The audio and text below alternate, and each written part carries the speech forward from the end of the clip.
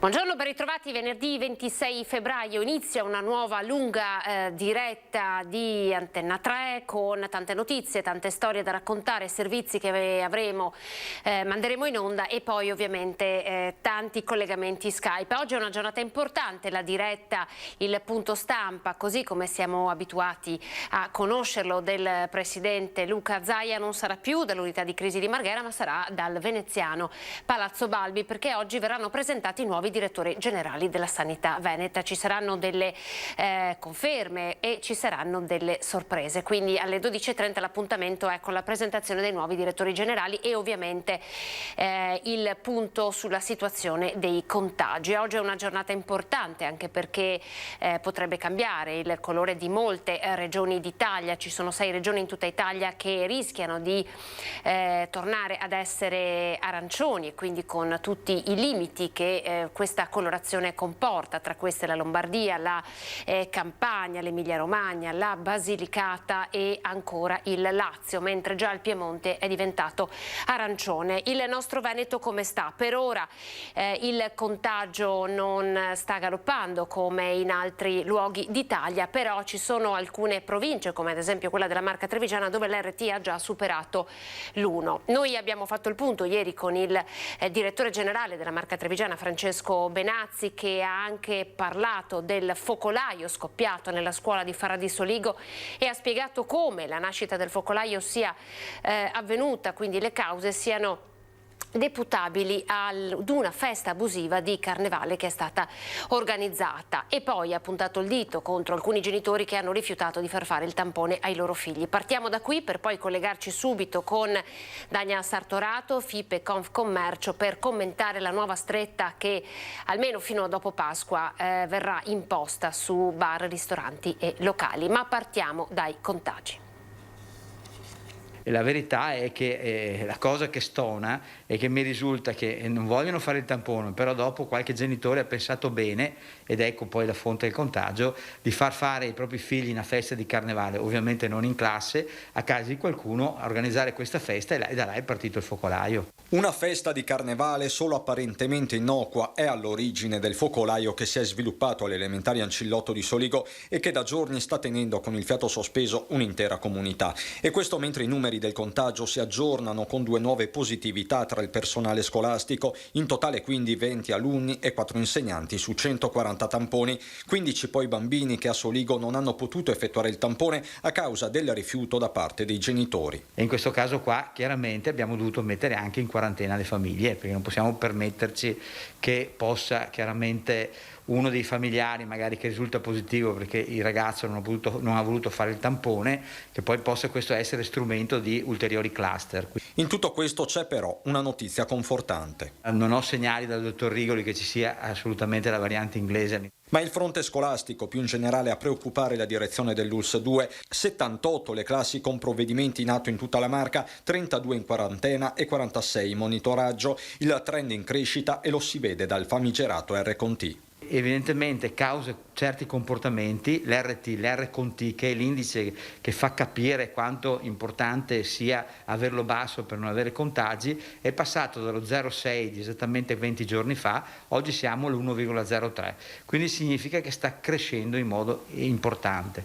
Insomma, occorre fare di tutto per evitare un altro passo indietro, quindi ulteriori restrizioni. L'appello anche ai genitori è diretto. Evitate di fare feste, di fare assembramenti, utilizzate la mascherina, spiegatelo anche ai vostri figli e soprattutto dateci la possibilità di fare i tamponi, perché è l'unico mezzo per isolare, ovviamente, tracciare e verificare che si creino altri cluster, cioè altri focolai. E allora andiamo subito a vedere la tabella diffusa da Azienda Zero questa mattina con il numero dei contagi che riguardano la nostra regione. Il trend di crescita è ovviamente confermato, come già dicevamo, nelle ultime 12 ore, pensate solo 12 ore il Veneto ha avuto 701 nuovi positivi. Allarghiamo ancora di più la schermata in modo che possa essere ben visibile a tutti. 701 nuovi positivi, 218 in tutta la provincia di Padova, 123 nella provincia di Treviso, Treviso, 67 nel Veneziano, 117 nel Veronese, 99 nel Vicentino, 28 nel Bellunese e 44 nel Rodigino. Quindi nuovi positivi sono 1.300 circa, 1.176 perdonate, invece quelli delle ultime 24 ore, quindi il Veneto continua a segnare nuovi contagi e a superare la quota dei 1.000 che avevamo lasciato alle nostre spalle ancora alcuni giorni fa. Dunque il trend si conferma in salita. Allora io ringrazio Dania Sartorato, FIPE Confcommercio di Treviso, lei è la Presidente, buongiorno, l'associazione che raggruppa i pubblici esercizi del territorio. Buongiorno Dania. Buongiorno a lei. Allora, grazie per esserti collegata con noi, perché vogliamo fare il punto. Oggi dovrebbe arrivare il DPCM, la bozza alle regioni. All'interno di questo DPCM ormai non è un segreto, c'è una nuova stretta, almeno fino a dopo Pasqua, per bar e ristoranti. Insomma, la famosa proposta di poter aprire anche la sera pare che non sia stata presa in considerazione. Intanto vorrei partire da un commento da parte sua in merito a questo. La prima cosa che c'è da dire è che le attività della ristorazione ci salviamo con il lavoro, non certo con i ristori, che pure comunque chiediamo a gran voce, perché non tutti li abbiamo ricevuti. L'ultimo risale ormai a 3 mesi fa e ci sono comunque aziende che ancora non hanno ricevuto un centesimo. Sicuramente riteniamo che con ogni probabilità sia stata sottovalutata la campagna di vaccinazione che è stata pianificata inizialmente per la popolazione più a rischio, cioè le persone che hanno un'età superiore agli 80 anni. Di fatto l'incidenza della mortalità, seppur ovviamente molto grave come dato generale, nei giovani, cioè nelle persone che hanno meno di 50 anni, in realtà è del 4%, risulta molto bassa. Però effettivamente la mortalità giovanile del 2020 è addirittura diminuita rispetto all'anno prima, rispetto al 2019, per tutta una serie di misure restrittive che hanno interessato soprattutto i giovani. Il punto vero è che le misure che vanno a limitare al minimo il movimento dei giovani. Però è chiaro che la federazione non si ferma davanti a questo scenario, il pressing sta continuando veramente in maniera molto intensa e impegnativa da oltre un mese. La richiesta continua ad essere quella di poter aprire almeno a pranzo nelle zone arancioni e anche alla sera nelle zone gialle. Non cambia, diciamo, il modello dei colori, questo ci è stato confermato, quindi dovremo ancora continuare a ragionare con le fasce dei colori alle quali ci siamo anche abituati. Ma che cosa potrebbe significare per voi un eventuale ritorno del Veneto in zona arancione? Ci sono alcune regioni che stanno rischiando questo passaggio, il Veneto per ora pare di no, però stiamo dicendo che i contagi sono in aumento. Nel caso i connotati di ogni colorazione non dovessero cambiare, che cosa potrebbe significare per voi l'ennesima chiusura? Di fatto la chiusura significa allora, le nostre imprese sono anestetizzate in questo momento, cioè abbiamo già raggiunto capo il fondo del barile, quindi ci si può solo risollevare. Cosa ci tiene in piedi? Siamo lì anestetizzate perché abbiamo i ristori e abbiamo la CIG, la cassa integrazione. Il vero problema sarà quando fra 2 o 4 mesi queste misure dovessero venire a mancare, perché allora sì, si presenteranno i problemi dei fornitori che non possono farci credito perché siamo tutti nella stessa filiera e quindi tutti legati tra di noi. Tenete conto che su un totale di monte credito complessivo il 30% è credito commerciale, quindi sono impegni che abbiamo nei confronti dei nostri fornitori. Sì. Su questo avevamo fatto anche un ragionamento ieri quando ci siamo sentite per la diretta. Lei ci diceva non sono tanti i locali che non ce l'hanno fatta, quindi che hanno deciso di staccare la spina, ma sono tanti quelli che in questa fase non stanno riaprendo proprio perché sono in attesa di ristori, ma sono quasi sospesi, cioè sono attività Attività diciamo che non riescono ad avere il loro peso, non riescono ad affrontare la situazione, quindi stanno attendendo i ristori, vivono di cassa integrazione, ma potrebbero chiudere tra qualche mese, cioè potrebbero non farcela davvero, e quindi i numeri potrebbero essere maggiori. Di che numeri stiamo parlando se pensiamo a Treviso? Anche attività storiche? Sì, soprattutto le attività che hanno avuto un forte indebitamento negli ultimi 12 mesi e che quindi dovranno affrontare le prime rate dei finanziamenti, per quanto siano sospesi anche le quote capitali, ma comunque gli interessi. È una situazione che con le banche non potrà durare moltissimo, e quindi veramente l'onda di quello che abbiamo vissuto come pandemia è prevista veramente a ridosso della fine dell'estate che ci aspetta alle porte, quando in pratica l'immunità di gregge è calcolato secondo appunto i nostri centri che statistica che è prevista a novembre.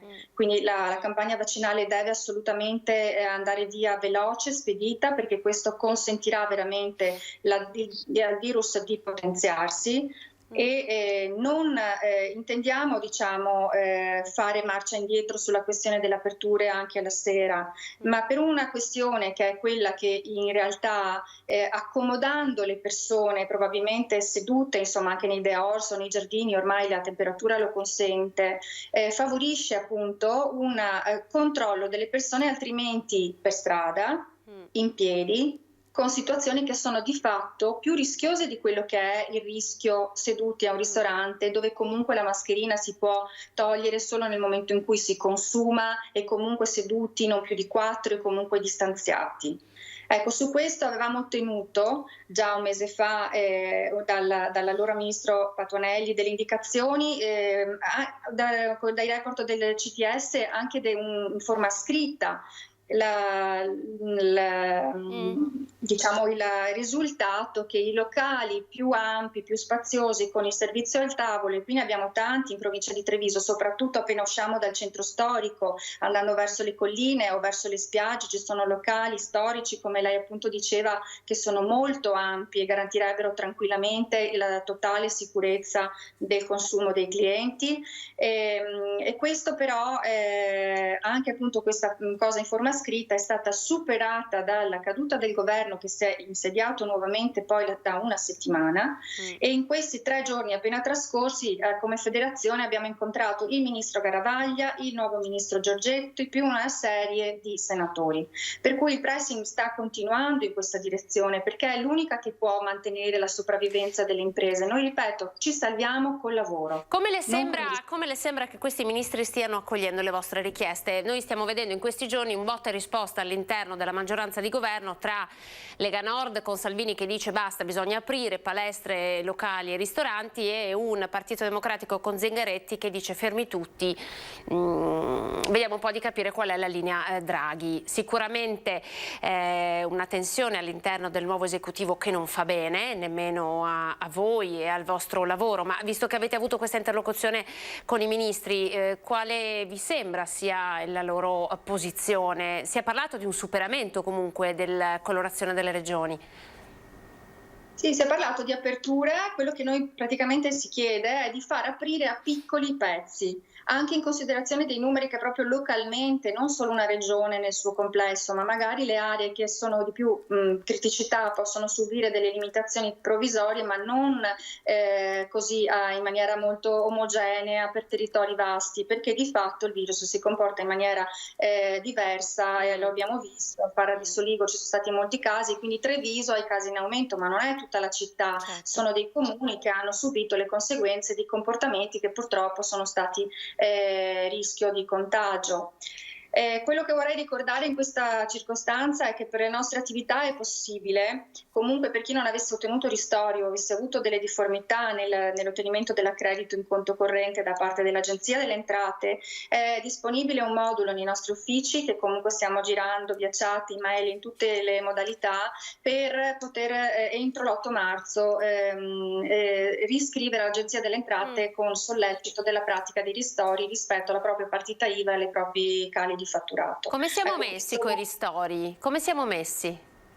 L'ultimo è arrivato nella prima decina di giorni di dicembre, e altri non ce ne sono stati, quindi di fatto ad oggi sono passati appunto mesi e i ristoranti non hanno più visto un centesimo, se non gli arrivi di altre modalità per chi è accaduto come a lotteria, per fortuna, in qualche altra modalità di rimborso prevista per esempio per la filiera, eccetera, che sono arrivati, è arrivato qualcosa nel corso di questa settimana, però ripetiamo, ci si salva con il lavoro. Ma, fatto salvo, cioè fatto 100 il numero di esercizi a Treviso, quanti hanno ricevuto il ristoro? Giusto per dare un'idea della proporzione.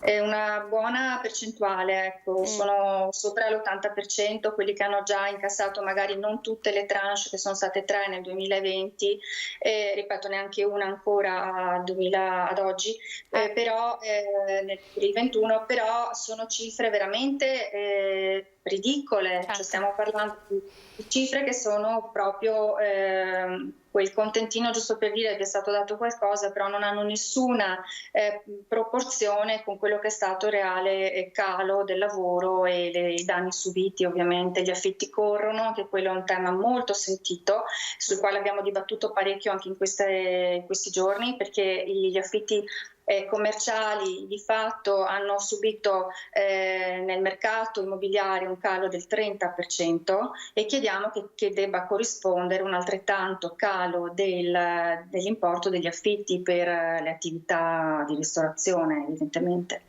Certo, e questa ovviamente è una richiesta ragionevole, di ragionevolezza parlava proprio ieri il governatore Zaia, che diceva insomma le norme e questo nuovo DPCM deve avere dei contenuti che siano ragionevoli affinché determinate categorie non vengano prese da capro espiatorio e non vengano martoriate rispetto ad altre. Dania, noi la ringraziamo, grazie per essere stata in nostra compagnia, svilupperemo anche gli argomenti che oggi lei ci ha fornito, se ci sono novità ovviamente siamo qua.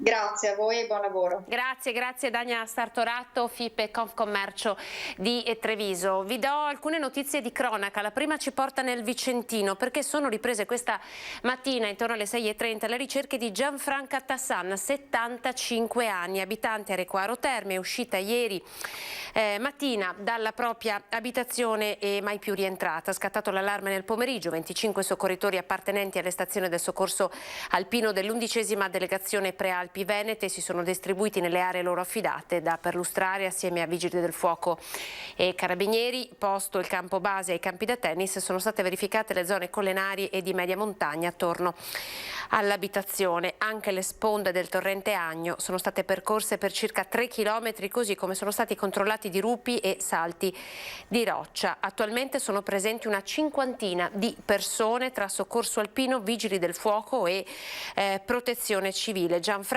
indossa pantaloni e giacca scura, è alta 1,65 m, corporatura medio robusta, capelli ramati. Chiunque abbia sue informazioni è pregato di contattare i carabinieri. Lei è Gianfranca Tassan, 75 anni, residente a Recoaro Terme.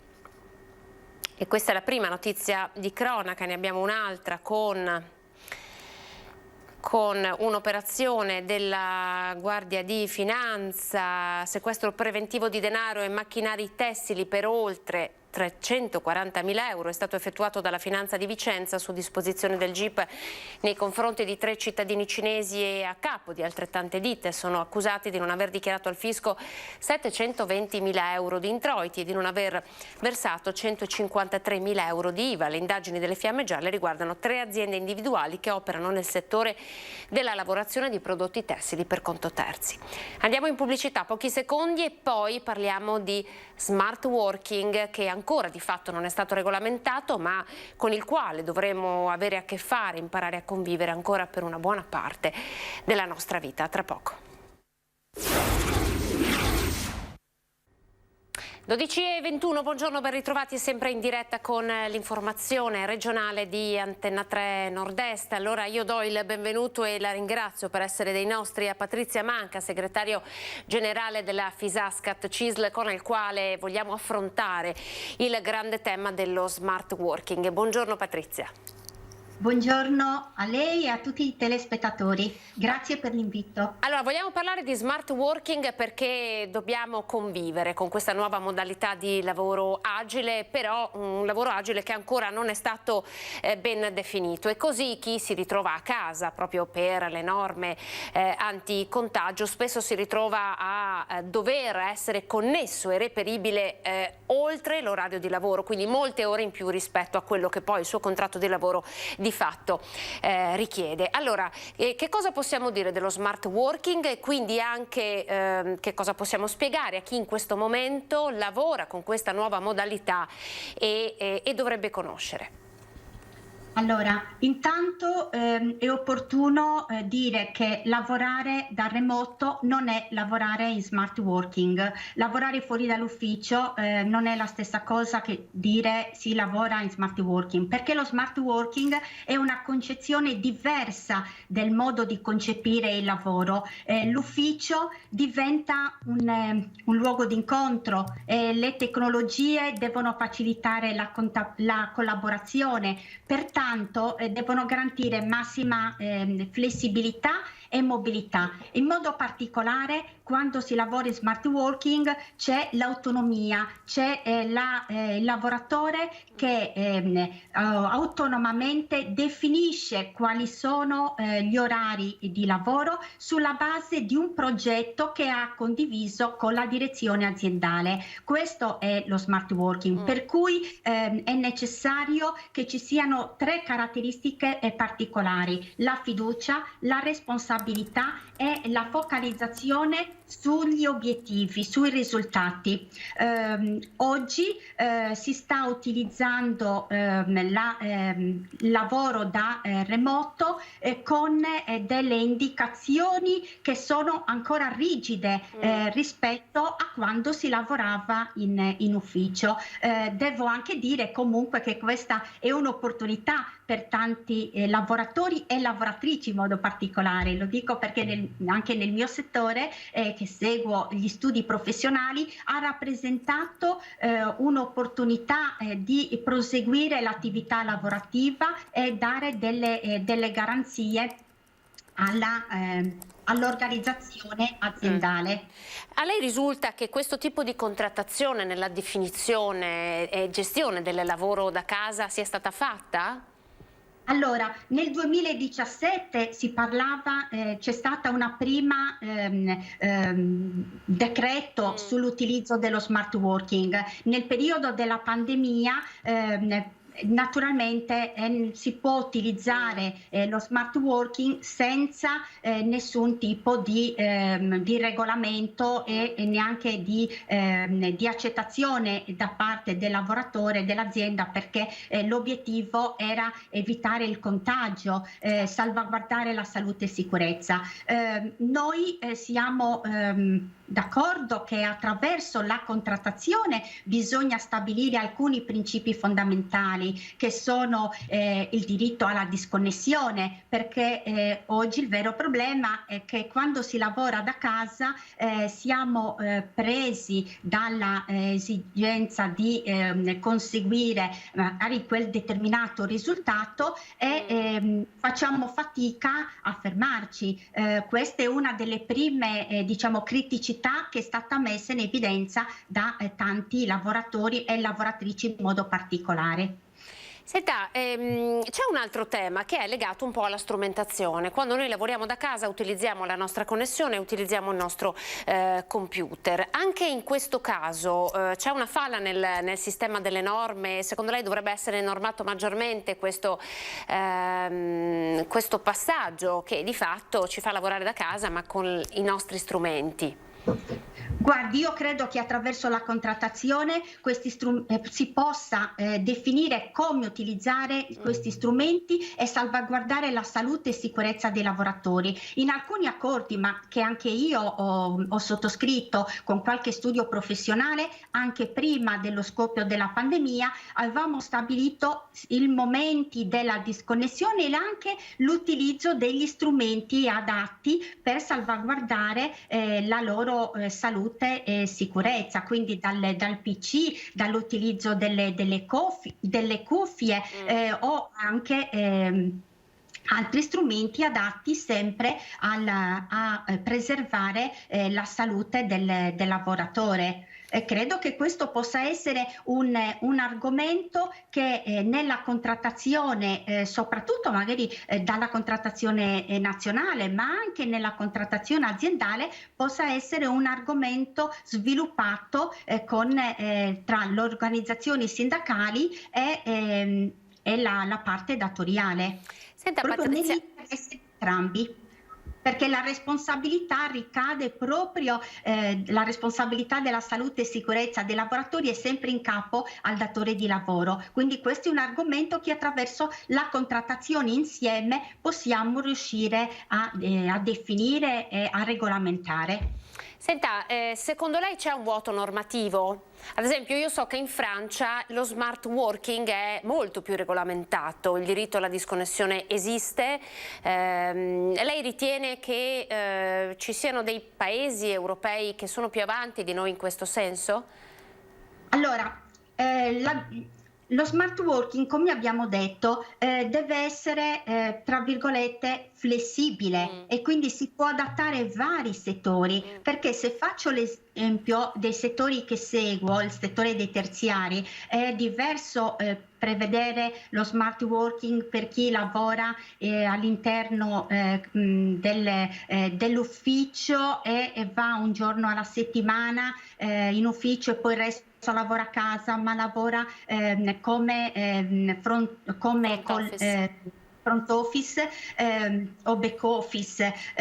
Diverso è da chi invece si trova a lavorare sempre in smart working, ma gestisce per esempio le paghe. Allora il compito il ruolo insomma che può avere l'organizzazione sindacale attraverso poi la contrattazione è proprio quello di definire nei vari settori l'utilizzo differente. Allora, se c'è una normativa di legge, la normativa di legge diventa rigida. La legge del 2017 già dava degli aspetti importanti, il diritto alla disconnessione era già inserito, per cui è la contrattazione invece che può rappresentare una opportunità per dare delle risposte concrete ai vari settori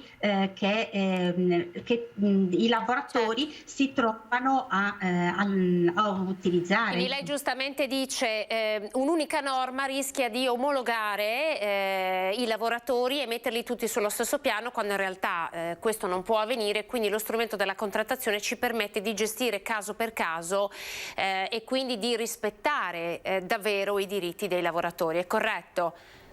È correttissimo. Senta, lei segue anche le aziende che si occupano di turismo oltre che di terziario, è il settore più martoriato in questa fase. Ci prepariamo ad un'estate che ancora non abbiamo idea di come sarà, proprio perché insomma, stavamo un po' respirando, invece abbiamo già un nuovo picco di contagi. Com'è la situazione?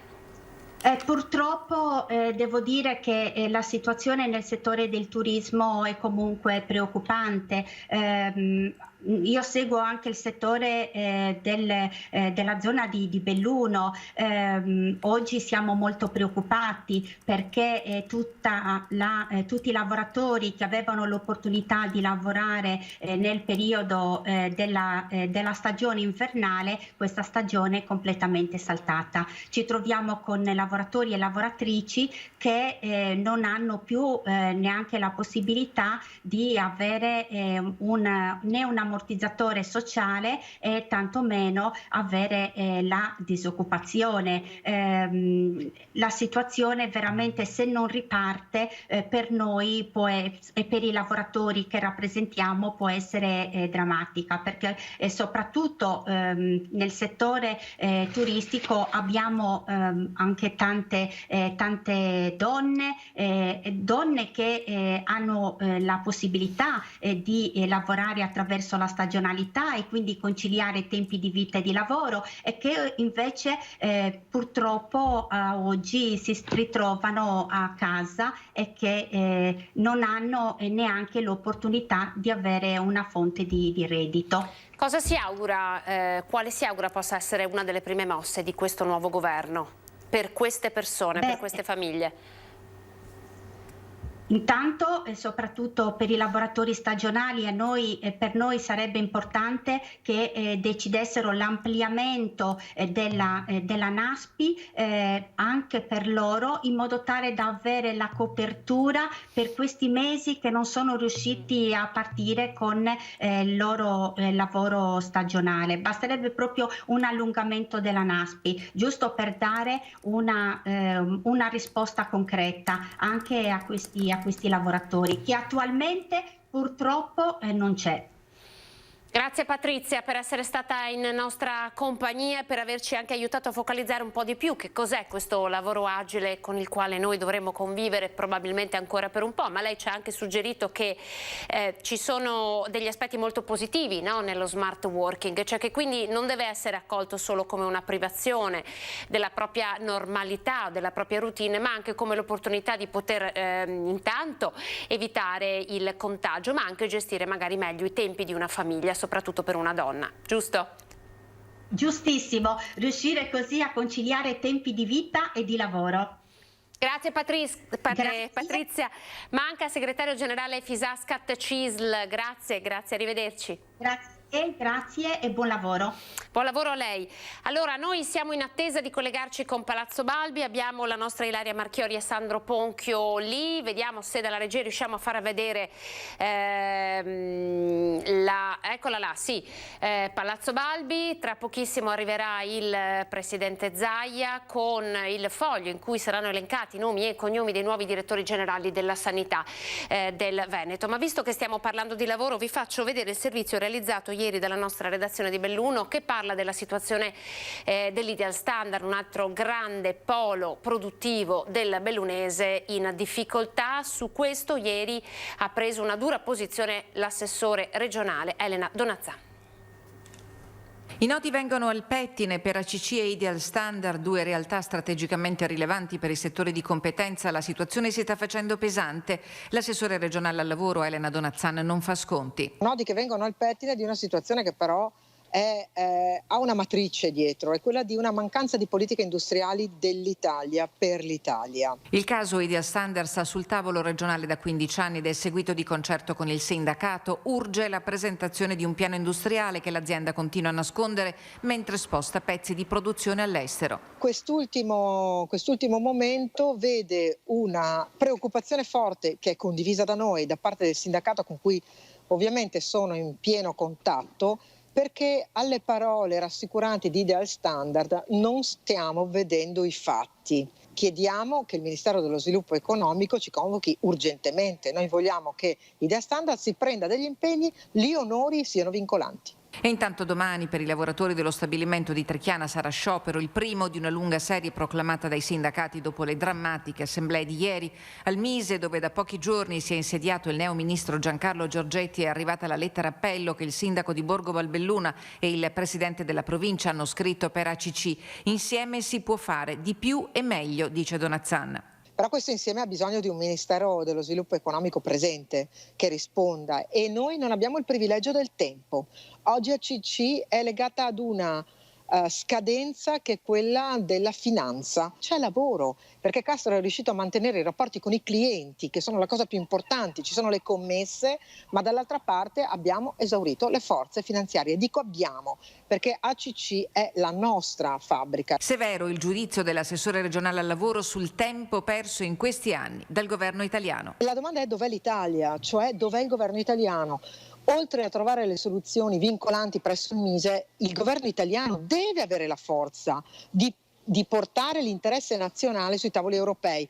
Io credo che a questo deve servire un personaggio come Draghi, altrimenti mi chiedo che cosa serva avere fatto scelte anche dolorose, anche difficili da spiegare, e poi non avere risultati. Inizia a formarsi la platea del nuovo punto stampa da Palazzo Balbi, lo vedo, eccolo lì, si vede già l'assessore alla sanità Manuela Lanzarin che ha fatto il punto ieri sui vaccini, poi vi faremo sentire il servizio, comunque la scena si sta in qualche modo allestendo. Allora intanto vi facciamo ascoltare il servizio realizzato dalla redazione di Treviso sul caso Sonia Fregolent. Sto un attimo cercando di capire che cosa sta accadendo proprio per poter essere puntuali nel far partire la diretta. Ad ogni modo, il caso Sonia Fregolent, la senatrice leghista che ha chiesto e ottenuto il bonus per i centri estivi secondo il bando comunale del comune di Sernaglia della Battaglia che lei stessa ha guidato per un mandato prima di diventare senatrice. Bufera sul Carroccio, che già aveva conosciuto interventi di questo tipo con 3 consiglieri regionali poi epurati, tra questi lo ricorderete Barbisan, Forcolini e il veronese Montagnoli. Quindi nuova bufera appunto in Casalega e pare che adesso sarà la segreteria regionale a dover prendere dei provvedimenti. Vi facciamo vedere il servizio che abbiamo realizzato e poi torneremo al punto stampa. La senatrice Sonia Fregolent liquida la vicenda con un non ho nulla da dire, ma il caso del bonus comunale per il sostegno al pagamento dei centri estivi di cui la senatrice leghista ha beneficiato quest'estate è destinato a diventare la nuova patata bollente per il Carroccio, dopo il caso dei 3 consiglieri leghisti Barbisan, Forcolini e Montagnoli che richiesero attraverso il commercialista e ottennero il bonus di 600 euro del governo. Il caso Fregolent ha scosso anche la comunità di Sernaglia che la senatrice ha guidato come sindaco. Forse quei soldi dovevano essere stati qualcun altro che forse ne ha più bisogno, anche se la cosa, come dice lei, è legale, insomma. E dovrei fare una colletta e aiutarlo un po', insomma, secondo me. Scusa, quando c'è una persona in difficoltà non viene aiutata, vuol dire che la popolazione non partecipa, secondo me. Sbaglierò. Mi fa pena. Mi fa pena. La maggior parte non si esprime, in pochi erano a conoscenza del bonus messo a disposizione dal comune, tanto che soltanto 7 famiglie ne hanno beneficiato. E benché la cifra ottenuta non sia alta, 240 euro appena, nel gesto passibile di denuncia alcuna, perché il bonus era destinato a tutti senza distinzione di ISEE, in Casalega c'è un po' di imbarazzo. Il commissario Boff ritiene doveroso confrontarsi con i vertici regionali. Ovviamente parliamo di una persona che non ha commesso nessun reato. Stavamo parlando di un bando, poi su ragionamenti di opportunità appunto adesso sentirò anche appunto i vertici di partito, cercherò di confrontarmi anche con Sonia per capire, cioè è una collega che ci conosciamo da tanti anni, dell'esperienza amministrativa da sindaci e quindi voglio anche capire bene la natura dei fatti. Obiettivo dice fare chiarezza, gesto inopportuno ma va verificato. Richiesta legittima invece per Mirko Villanova, sindaco di Sernaglia. Sul fatto di opportuno o meno credo che ognuno agisce secondo insomma, la propria coscienza e null'altro, quindi se si sentiva di partecipare lo ha fatto e ripeto in modo legittimo. E come rivela il Gazzettino, notizia poi ripresa anche dall'ANSA, questo bonus dei centri estivi da bando comunale è stato richiesto anche dal vice sindaco e un altro assessore della giunta di Sernaglia della Battaglia, poi l'altro assessore all'ultimo ha ritirato la domanda. Fregolent ha dichiarato al Gazzettino di aver devoluto la somma ricevuta 240 euro ad un asilo parrocchiale, ma insomma anche oggi noi ci occuperemo di questo caso. Ecco il Presidente. Buongiorno. Scusate un attimo.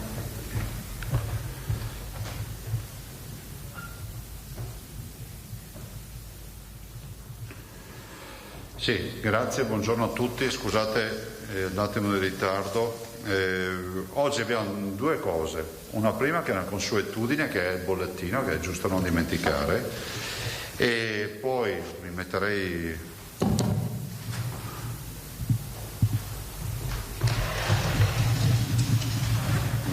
qui e poi passiamo anche alla nomina dei direttori generali e della presentazione della squadra. Il bollettino lo faccio velocemente. Approfitto intanto per partire subito con le 2 tabelle classiche, i tamponi molecolari e i tamponi rapidi, 3.162.479 tamponi rapidi e 4.022.126 tamponi molecolari. Se l'assessore Lanzarin viene qui e il dottor Floro, così siamo pronti per dopo. I positivi nelle ultime, I positivi nelle ultime 24 ore sono 1174, che rapportati ai 38.483 tamponi danno un'incidenza del 3,3%, 3,05%. Una lenta, timida crescita dell'incidenza sui tamponi che facciamo. Positivi in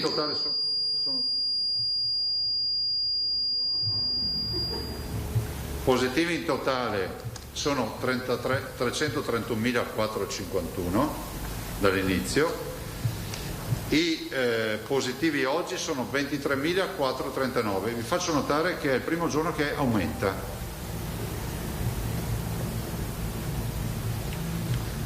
I ricoverati totali sono 1.331,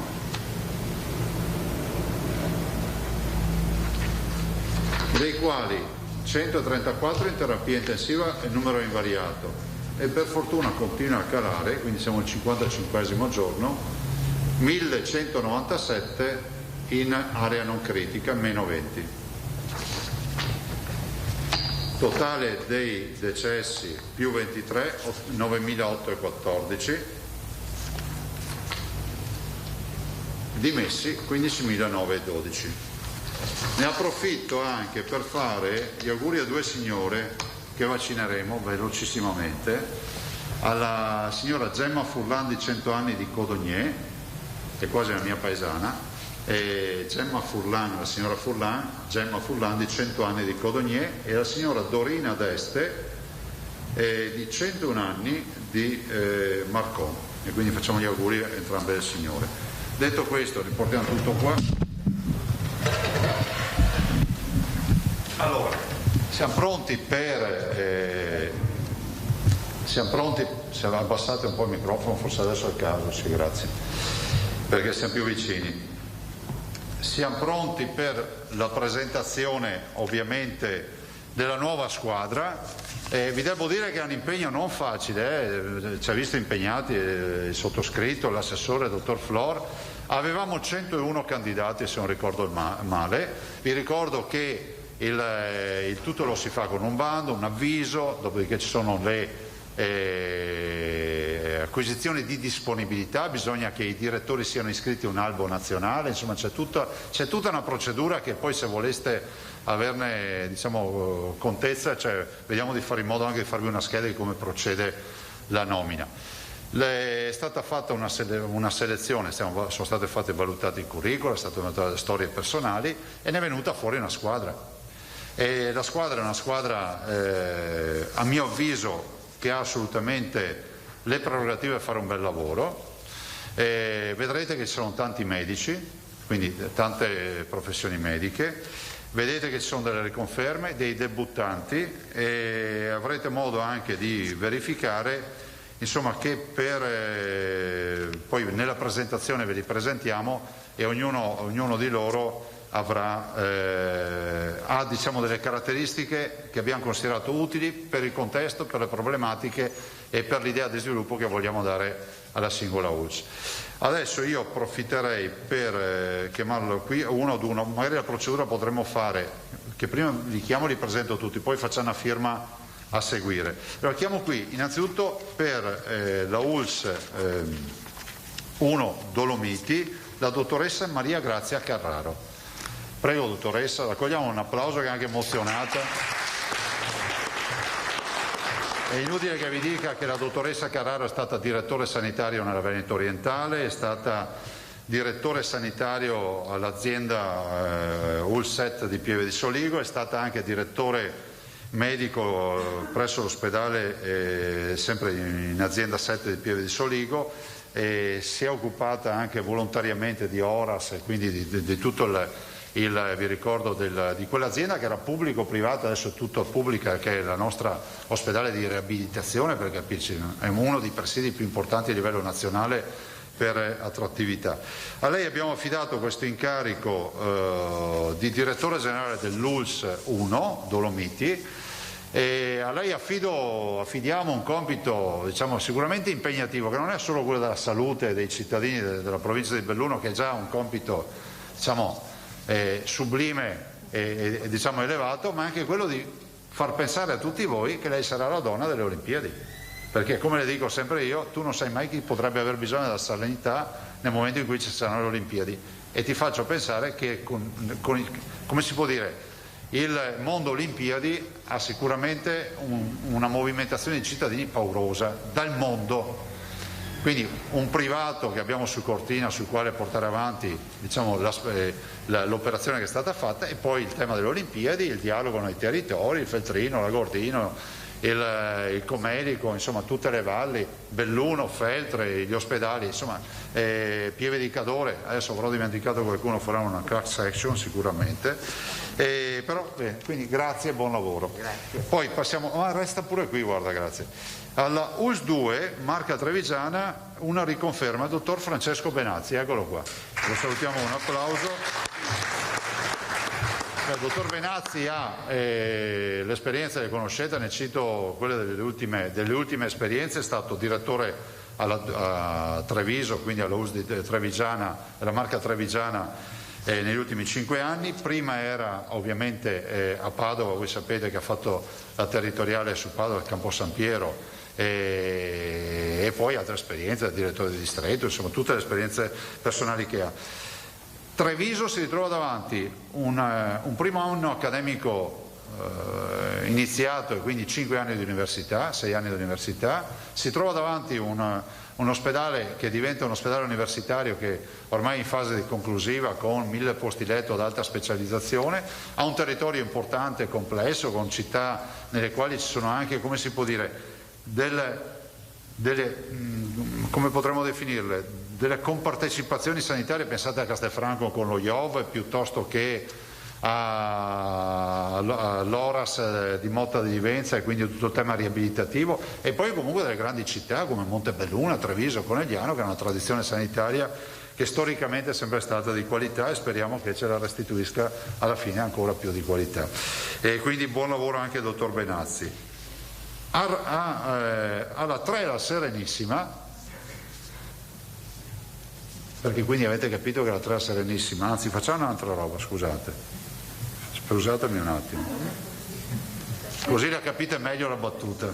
All'azienda ospedaliera di Padova la affidiamo al dottor Dalben. Dottor Dalben, anche lui non ha bisogno di presentazioni, è direttore generale uscente dalla Serenissima, poi è stato nel 2016 azienda di Chioggia e di Mirano, e ancora la veneziana, insomma commissario di Chioggia, potrei dire un sacco di cose. Lui viene dall'esperienza del sociale, viene dal territorio, e a lui affidiamo questa nuova avventura dell'azienda ospedaliera di Padova. Ringrazio il professor Rizzuto, e lo ringrazio veramente di cuore per aver dato subito l'assenso, so che si sono incontrati, la proposta, sapete come funziona, propone il Presidente della Regione, viene accolto il nome, il professor Rizzuto, ci siamo sentiti, ha dato subito il suo benestare. Dottor Dalben sarà l'uomo della transizione, no? Che è passare da un posto all'altro, ovvero ci sarà di mezzo il nuovo Policlinico Universitario, rapporti sempre più solidi con l'Università di Padova, raccogliendo testimoni da un bravo direttore che ha fatto un grande lavoro, che è il dottor Flor. E è un in bocca al lupo per questo nuovo grande impegno, quindi veramente buon lavoro dottor Dalben. All'azienda Serenissima, alla 3, ci va una new entry, e lo chiamiamo qui Edgardo Contatto. Dottor Contatto, eccolo qui.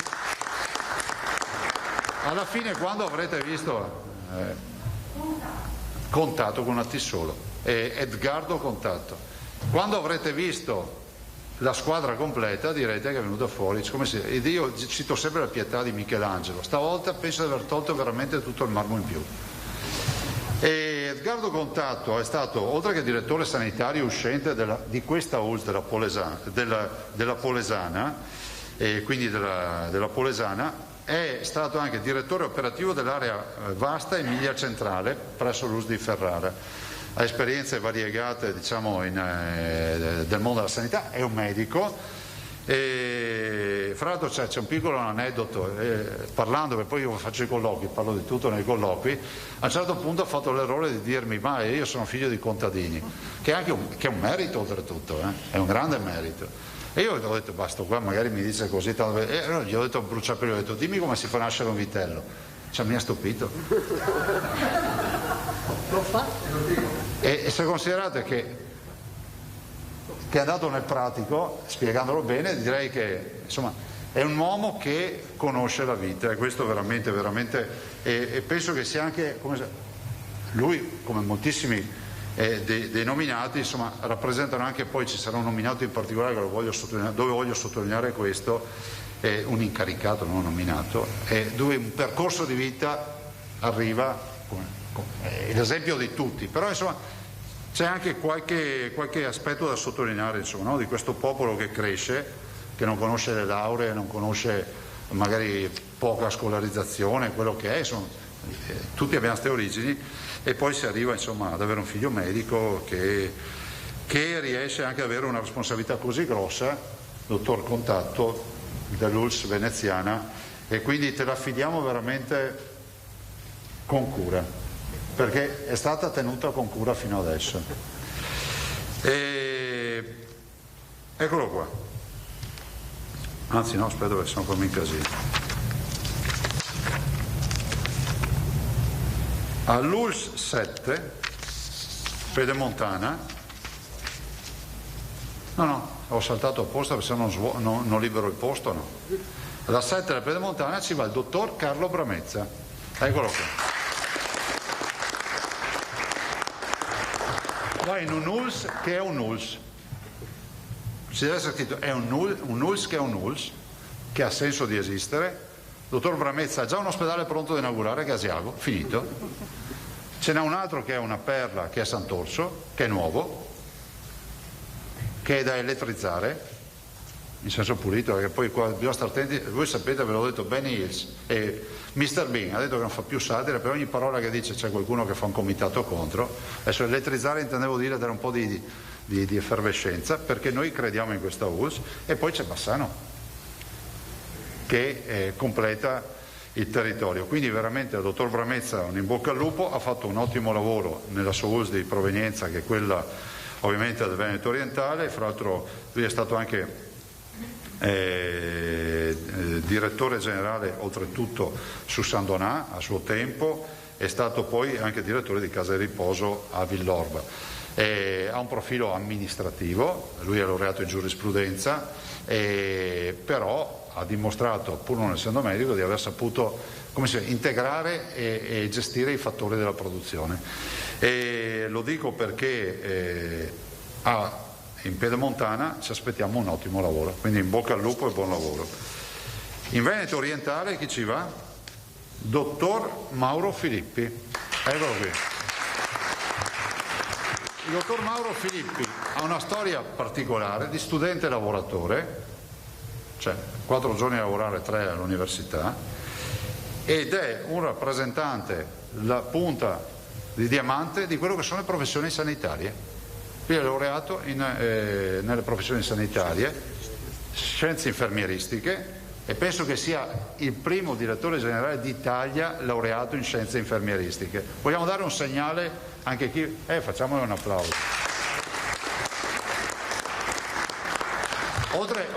Nel frattempo, oltre a lavorare, studiava e si è fatto anche 2 lauree. Lui è il classico esempio di colui che è partito dalla catena di montaggio e è arrivato all'amministrazione delegata. E penso che questo sia un bel segnale per i giovani, per chi ancora voglia buttare il cuore oltre l'ostacolo, e come dico io, solo i pessimisti non fanno fortuna. Lui ne è forse la dimostrazione plastica più evidente oggi, senza nulla togliere a tutti noi che ci chiamiamo fuori. Però ci tenevo a dirlo, lui è stato ovviamente ad oggi è direttore ad interim del UOC disabilità e non autosufficienza della ULSS, dove va a fare il direttore generale, quindi territorio, sociale eccetera, conosce benissimo questa ULSS, e io gli auguro veramente un buon lavoro, perché ha una doppia responsabilità, perché poi questa è un ULSS che un po' è una ULSS da metamorfosi, no? D'inverno va, diciamo, un po' calando, d'estate arrivano milioni di utenti. Pensate che solo il Cavallino fa quanto 6 milioni di presenze turistiche, poi passi a Caorle, a Jesolo ne fanno altre 8-9 milioni, poi risali, c'hai Porto Santa Margherita, Eraclea, Bibbione, insomma ce ne hai per tutti i gusti, Caorle, e quindi veramente buon lavoro. Ma siccome abbiamo liberato la 5, la Polesana, chi ci va alla Polesana? La dottoressa Patrizia Simeonato, eccola qui. Intanto mi sento di ringraziarla perché io penso che non so quante telefonate ha preso da me in questo anno, nel senso che lei è la donna del camion di respiratori della Svizzera, è la donna delle mascherine, è la donna di tutti, con tutta la sua squadra ovviamente, con tutta la sua squadra, cioè voi capite l'angoscia delle telefonate. A fine febbraio, primi di marzo, non c'era una mascherina. E capite il rischio di comprare, oggi che si parla tanto di vaccini, capite il rischio di firmare e comprare vedendo nomi che non è che erano fornitori ufficiali, però siamo riusciti a portare a casa, avere i magazzini pieni, e posso dirlo, siamo l'unica regione ad oggi che può dire di non aver avuto uno scatolone vuoto consegnato. Avete notato che non... Perché? Perché comunque c'è stato un vaglio, un crivello, insomma è stato sempre il suo mestiere, ed è giusto adesso farle provare una nuova esperienza. Lei è stata allo IOV, è stata all'azienda ospedaliera, e penso che sia naturale evoluzione approfittare di questa evoluzione di professionalità e andare sul territorio. È una ULSS, anche questa estesa, però sono convinto che darà soddisfazioni. Dopo voglio ringraziare i direttori uscenti, stavo citando il dottor Compostela, ma li ringrazio dopo. È stata gestita bene questa ULSS, e per cui è fondamentale che venga assolutamente, passi in mani buone, si faccia una bella squadra e si vada avanti. Prego. Alla ULSS 6, chissà se ti risponderà ancora al telefono con gli off record dopo.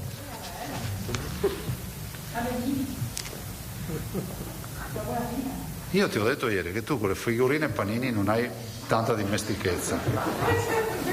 A Leuganea? Il dottor Paolo Fortuna, prego dottore.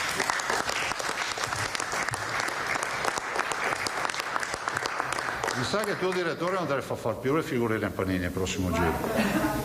Beh, insomma, hai azzeccato le ovvietà.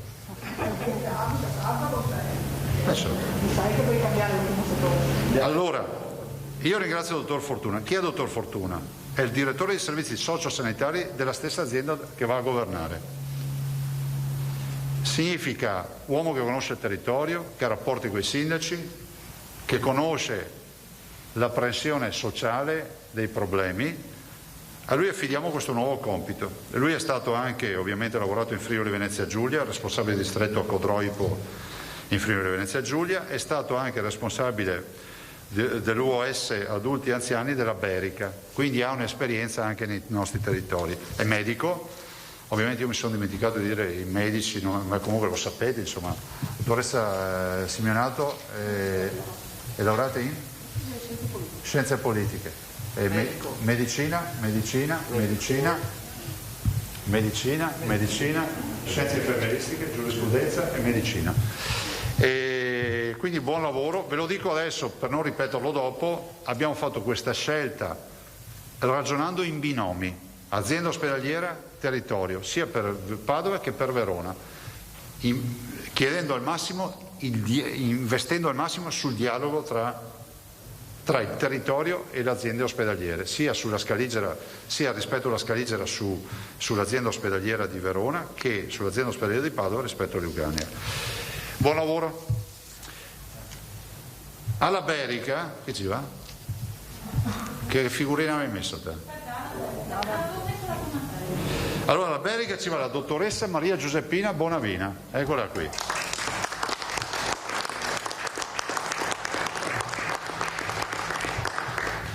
Allora, Io ho già incrociato più volte la mia esperienza di governatore con la dottoressa, perché lei è stata direttore generale della Scaligera quando io ho esordito, dal 2008 al 2015. La Scaligera allora era la 20 di Verona, e poi è stata direttore medico dello IOV e poi direttore sanitario sempre dello IOV di Padova.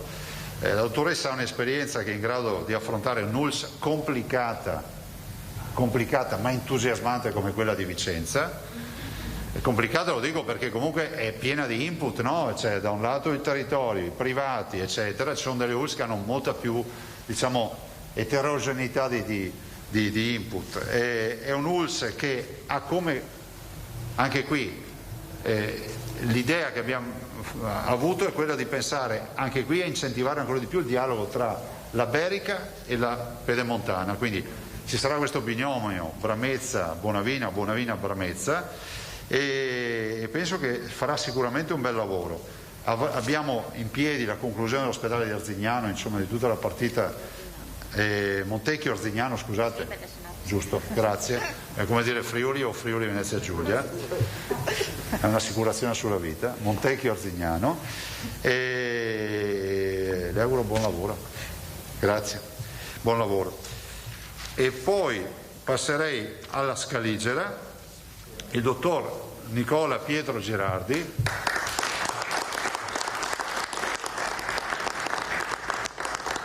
che è direttore uscente, è stato fra l'altro direttore generale della 20 anche a Verona, dopo la dottoressa Bonavina, è stato anche commissario della 21, quella di Legnago, e della 22 di Bussolengo nel passaggio. Il dottor Girardi è stato anche direttore generale ad Adria.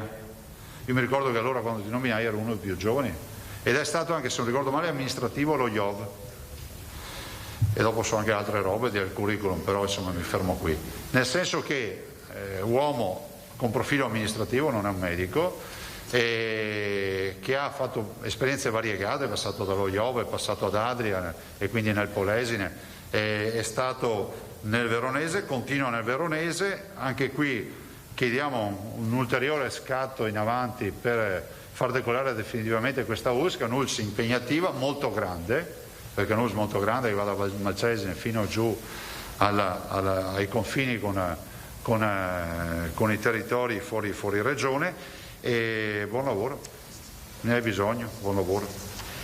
E poi Dulcis in fondo, io ho chiamati tutti? No, non li ho chiamati tutti. Ah no, sì, scusate, ne ho 3, ancora 4. Avevo già razionalizzato, pensa a te, non scriverlo domani.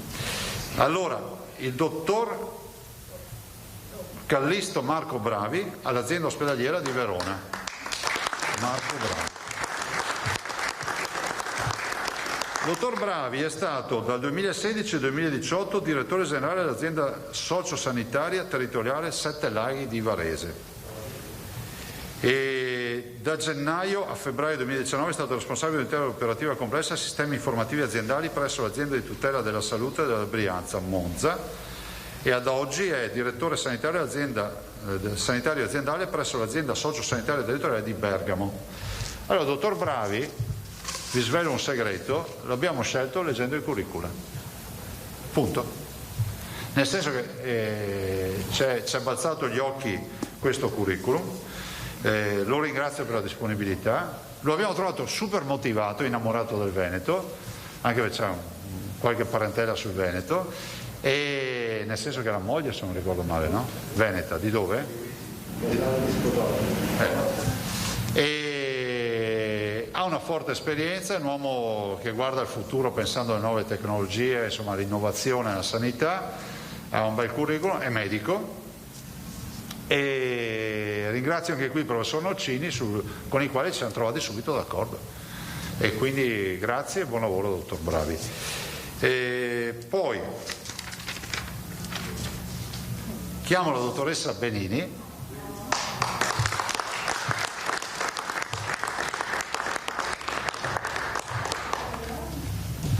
Non sai che sei stata brava, restava lo IOV. La dottoressa Benini affidiamo lo IOV, e lo facciamo veramente con serenità. Glielo affidiamo, medico, un'esperienza assolutamente che non serve neanche stare qui a dire, ne cito solo alcune: direttore della funzione ospedaliera dell'UST 9 di Treviso, è stata a Padova direttore sanitario della 16 a Padova, è uscente direttore sanitario di tutta l'Euganea, ha avuto molteplici incarichi, a lei spetta di farlo decollare. E c'è anche qui una particolarità, me lo ricordava stamattina e me lo faceva notare l'assessore Lanzarin: è la prima direttore generale dello IOV medico nella storia dello IOV. C'è stato il dottor Muzio, c'è stata la dottoressa Simeonato, c'è stato il dottor Roberti, e adesso la dottoressa Benini, che si occuperà dell'integrazione della rete oncologica veneta, del fatto di farlo veramente volare questo IOV, anche perché i presupposti adesso ci sono tutti, nel senso che tutti quelli che sono venuti prima hanno fatto un bel lavoro. Infine, ma non infine, sì, dopo non ho niente altro, il dottor Roberto Tognolo,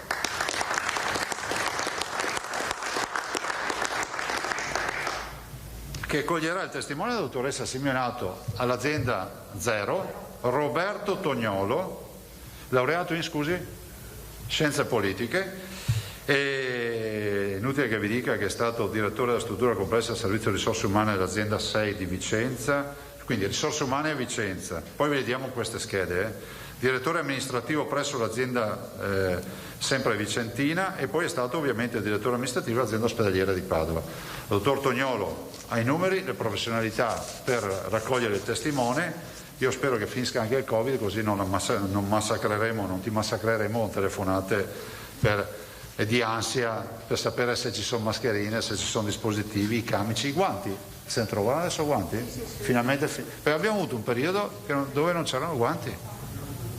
È roba di 2 o 3 mesi fa, sì, non di tanto tempo fa. I calzari, c'è avuto il periodo dei calzari, il periodo dei camici. Insomma, abbiamo scandito un anno a periodi. E, ragazzi, se fossi la madre dei Gracchi cosa direi? Ecco i miei gioielli. Cornelia diceva questo dei 2 Gracchi, no?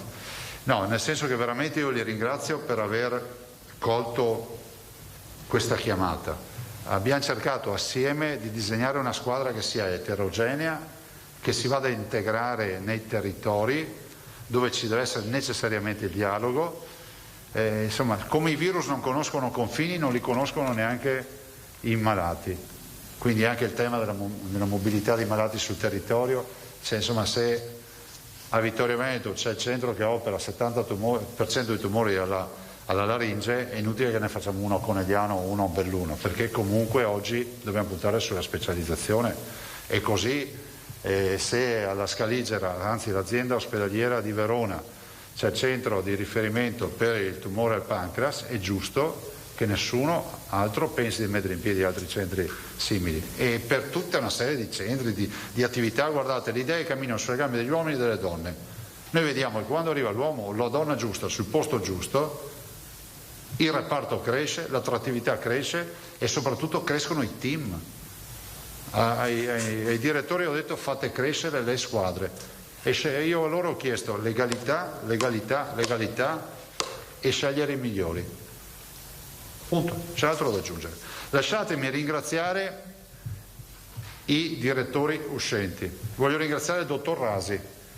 Con il dottor Rasi ho condiviso un percorso molto lungo. Io l'ho avuto quando sono arrivato in regione, lui era direttore generale, direttore della programmazione, come si dice, in regione. L'ho nominato a Belluno, ha fatto un bel lavoro, abbiamo fatto le inaugurazioni, consegna ovviamente la dottoressa Carraro una ULSS a posto, in regola, adesso basta farla correre di più. E quindi grazie di cuore al dottor Rasi. Poi se dimentico qualcuno ditemelo, perché non è facile a memoria così. Ma vabbè, provo a ricordarmi, che poi non dicono gli ho letto sul foglio, questi fanno anche ste robe dopo. E dopo voglio ringraziare, scendendo, il dottor Compostella della Polesana. Il dottor Compostella è stato fra l'altro anche direttore dell'ARS, ecco, grazie, non mi veniva il nome, è stato direttore dell'ARS quando io ero assessore, poi è stato a Bassano. Insomma, il dottor Compostella ha fatto un lavoro eccezionale a Rovigo, inutile che ve lo dica, basterebbe andare in quei territori per capire. Insomma, e stiamo sempre parlando di professionisti che hanno gestito l'ultimo anno di Covid, si node patatine. Stiamo parlando di gente che ha vissuto l'ultimo anno in trincea e quindi li voglio ringraziare. Dottor Scibetta sicuramente ha dato un bel impulso all'ULSS Euganea, lascia un testimone nella squadra che la dottoressa e il dottor Fortuna e la dottoressa Benini, quindi una scuola che continua a crescere. Lo ringrazio per quello che ha fatto, per la disponibilità. Il dottor Scibetta significa per noi Schiavonia, tutte queste storie che sapete. Insomma, io devo riconoscere l'impegno dei miei direttori e soprattutto ringraziare anche un po' con un po' di rammarico per i saluti che devo fare. Sono tutte persone che vanno in pensione oltretutto, come voi sapete, e quindi grazie anche al dottor Scibetta. Lo IOV, dottor Roberti. Ringrazio il dottor Roberti con il quale abbiamo condiviso una sfida che è stata prima quella di Treviso, poi quella della Pedemontana ed infine quella dello IOV. Quindi grazie anche al dottor Roberti che si è trovato 3 situazioni completamente differenti da gestire, da un ULSS territoriale a una nuova ULSS, un ULSS territoriale consolidata che era quella di Treviso, una nuova ULSS dove ha fatto esordio a Bassano e poi lo IOV in questi ultimi anni. Quindi grazie anche veramente al dottor Roberti, perché anche rispetto allo IOV non sono stati anni facili, insomma non stati anni di crescita, sono stati gli anni per dire del satellite di Castelfranco, sono stati gli anni della programmazione della rete oncologica veneta, insomma, che poi si ha ereditato come lavoro anche dalla dottoressa Simeonato. Ringrazio il dottor Pavesi che ho sentito, non va in pensione ovviamente, che ho sentito appunto quando mi ha comunicato di questa sua scelta.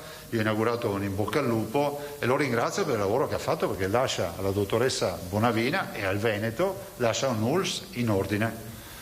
E questo è fondamentale. Poi ci saranno ovviamente robe da fare, da crescere, da continuare a crescere, però volevo ringraziare anche lui. Ringrazio per il bel lavoro e per il sacrificio, per l'impegno, anche per, come si può dire, per le criticità che poi si è trovato ad affrontare il dottor Cobello, che forse è quello che conosco più di tutti, perché posso dire che l'ho assunto io, nel senso che l'ho assunto in provincia di Treviso, e in provincia di Treviso, poi lui è venuto in regione, io ero rimasto in provincia, poi è stato a Trieste a lavorare in Friuli Venezia Giulia, poi è tornato in Veneto e quindi gli abbiamo affidato l'azienda ospedaliera di Verona. Quindi ringrazio veramente il dottor Cobello anche lui per il lavoro, per l'impegno che ci ha messo, non facile, perché si è ritrovato la sovrapposizione di più problemi, Covid, Citrobacter, un'infezione da Covid non comune nel veronese. Gli scienziati tra qualche secolo ci spiegheranno i motivi, però vi ricordo che il veronese ha lasciato a segno tutti e 2 i giri. Se qualcuno riesce a spiegarcelo, risolve i problemi del Covid, sia prima ondata che seconda ondata. Quindi sia Cobello che Girardi si sono trovati anche questo problema. Quindi grazie di cuore al dottor Roberti.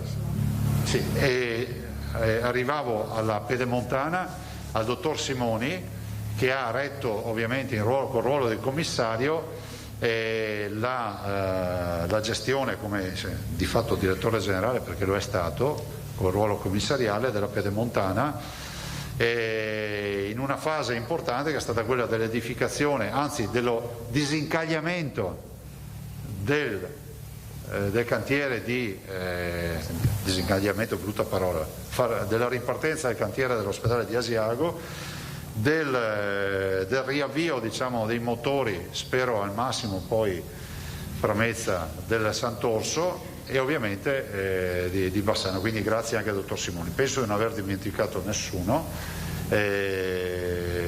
No, l'azienda Zero, c'è la dottoressa Simeonato che è qui, e quindi un ringraziamento generale a tutti i direttori che hanno avuto che oggi cambiano casacca e cambiano territori. Grazie per il bel lavoro e grazie anche a tutti gli staff che hanno lavorato con i direttori, questo veramente ci tengo a farlo.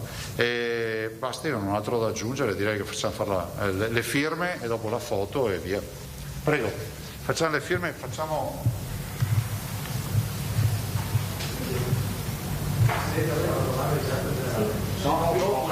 le terme.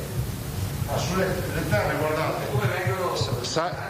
Allora, le terme sono una prerogativa dei direttori, Però il dottor Flor giustamente ha posto una questione, ci sono degli elementi emergenziali, il dottor Dalben si ritrova senza direttore amministrativo perché è il dottor Tognolo che va in azienda zero, si ritrova senza direttore sanitario, che ringrazio, il dottor Donato. Ecco, il dottor Donato, scusate, non è una dimenticanza, il dottor Donato ha avuto un ruolo centrale, è stato direttore sanitario, ecco chi era di me. Ma ha fatto i 2 mesi, dal 1° gennaio al 28 febbraio ha supplito al dottor Flor, e quindi lo ringrazio, mi scuso anche della dimenticanza, ma non era voluta. Devo imparare a leggere, forse mi evito anche figuracce, però lo ringrazio in particolar modo perché il dottor Donato ha guidato tutta la partita del Covid all'interno dell'azienda ospedaliera, ovviamente guidato dal dottor Flor, e anche ha accettato di mettersi a disposizione per questi 2 mesi. Il dottor Donato mi è stato detto che è pensione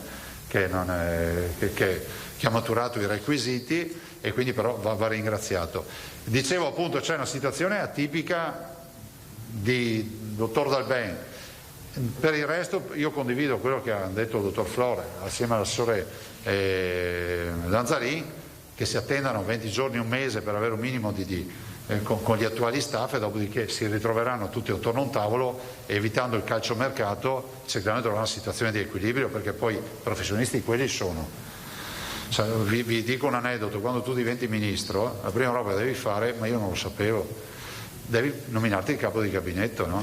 Non lo sapevo, non sai che è una roba da fare dopo 3 secondi, perché è come è presente il duello nel West, chi tira fuori la pistola per primo ha vinto, e lì c'è chi sapeva che era già il telefono e chiamava, e io e molti altri non lo sapevamo, quindi lo fai i giorni successivi, e quindi per evitare queste corse all'Eldorado ne facciamo una roba che sia coordinata. Ma è prerogativa dei direttori, non siamo noi a nominare i collaboratori. Le nomine sono dei direttori. Nomine, facciamo veloce per la firma. Fai una foto tutti insieme? Sì. L'abbiamo presentato. No. Panoramica. Allora, scusate. Dovrebbero fare, ma vorrei finire avanti, perché non so se è stata presentata. Tipo foto di casa. Allora, dottoressa Carano Maria Grazia, prego. Se non avete una penna c'è la penna.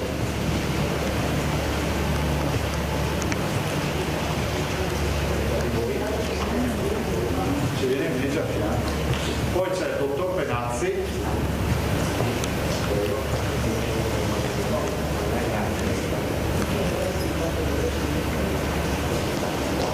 Prego. Poi c'è il dottor Contatto.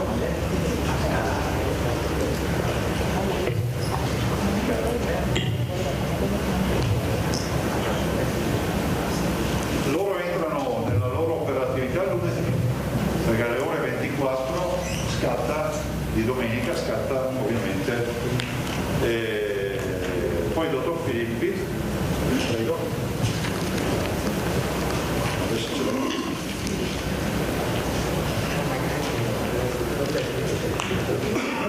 Grazie dottor Filippi. Poi c'è la dottoressa Simeonato.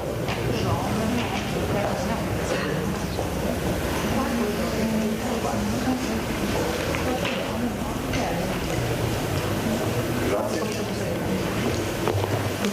Poi c'è il dottor Fortuna.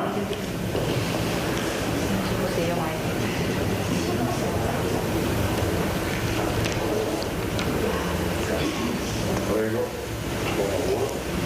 Il dottor Tramezza, poi verrà pubblicate sul duro ovviamente le nomine, ne hanno già firmate tante stamattina di carte. Questa è proprio l'ultima per formalizzare. Poi c'è la dottoressa Bonavina, prego.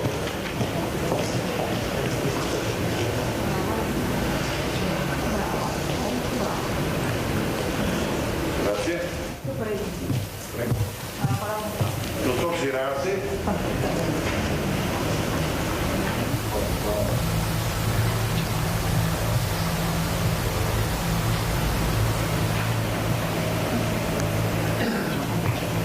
Dottor Dalben.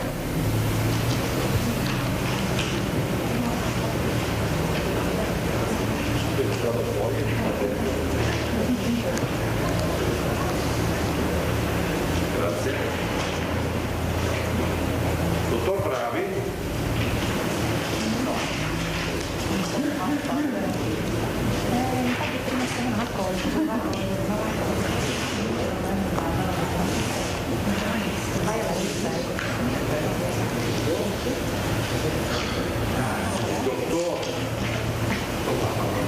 La dottoressa Benini, scusi.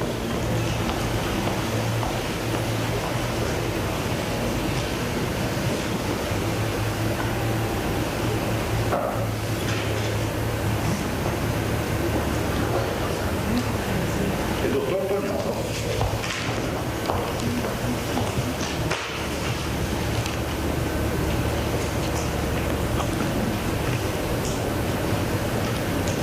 Un applauso.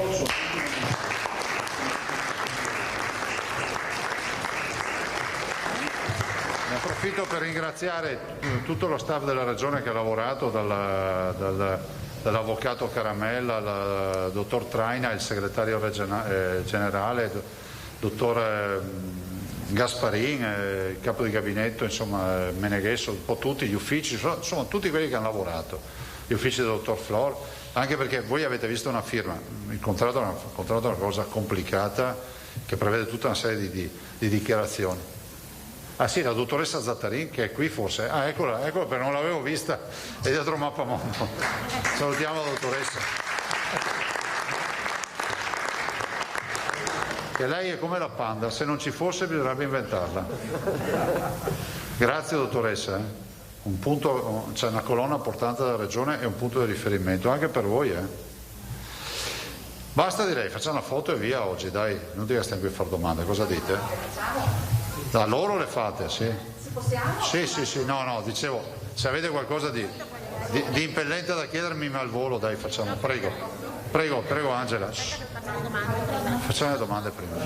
No, scappa, no, facciamo le domande, poi togliamo questo, facciamo la foto fatta bene. Prego. Sì, 3+2. Con verifica al terzo per la proroga al secondo. Trattamento economico invariato. Proroga di 2, sì. E qual è? 154 più 20% di premio. Fino a un 20% di premio. Ok. Poi volevo chiedere, siccome al momento della nomina dei commissari per questa proroga di 2 mesi eravamo rimasti con un dubbio sul dossier ospedale di Padova, a chi resta? L'ospedale di Padova è prerogativa dell'azienda ospedaliera di Padova che resta la stazione appaltante. Dopodiché, assieme al dottor Dalben, vedremo quale sarà la situazione operativa migliore. Per capire se il dottor Flor molla l'osso e si occupa solo di vaccini. No, il dottor Flor mangia la carne e non gli ossi, giusto?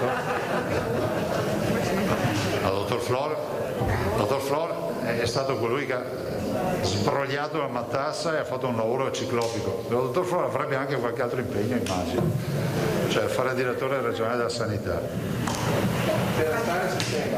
Però al di là delle battute vi ricordo che questa è una prerogativa dell'azienda ospedaliera di Padova, appunto. Ci può soltanto aggiornare sul cronoprogramma avviato appunto dal dottor Flor, visto che è stato toccato quell'argomento, penso sia di grande interesse anche alla federazione.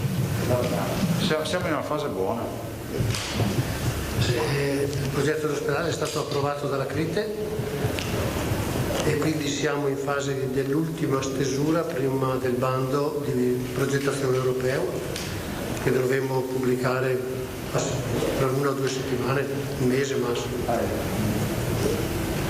Sì, quindi il dottor Dalben trova già un lavoro impostato. Dopodiché c'è tutto il tema dell'advisor economico e dei finanziamenti, ma è finito il lavoro. Altre domande? Prego Angela. Una casella più problematica, è stata una casella più problematica di altre, c'era una lunga fibrillazione in questi ultimi giorni. No, allora, guardate, abbiamo lavorato in serenità, l'unica fibrillazione è quella di leggersi il curricula per comunque cercare di mettere insieme una squadra, perché se uno fa la scelta pensando a una ULS, punto, è un metodo di lavoro sbagliato. Abbiamo voluto vedere una squadra e se guardate le professionalità e come sono state distribuite nei territori viene fuori una squadra.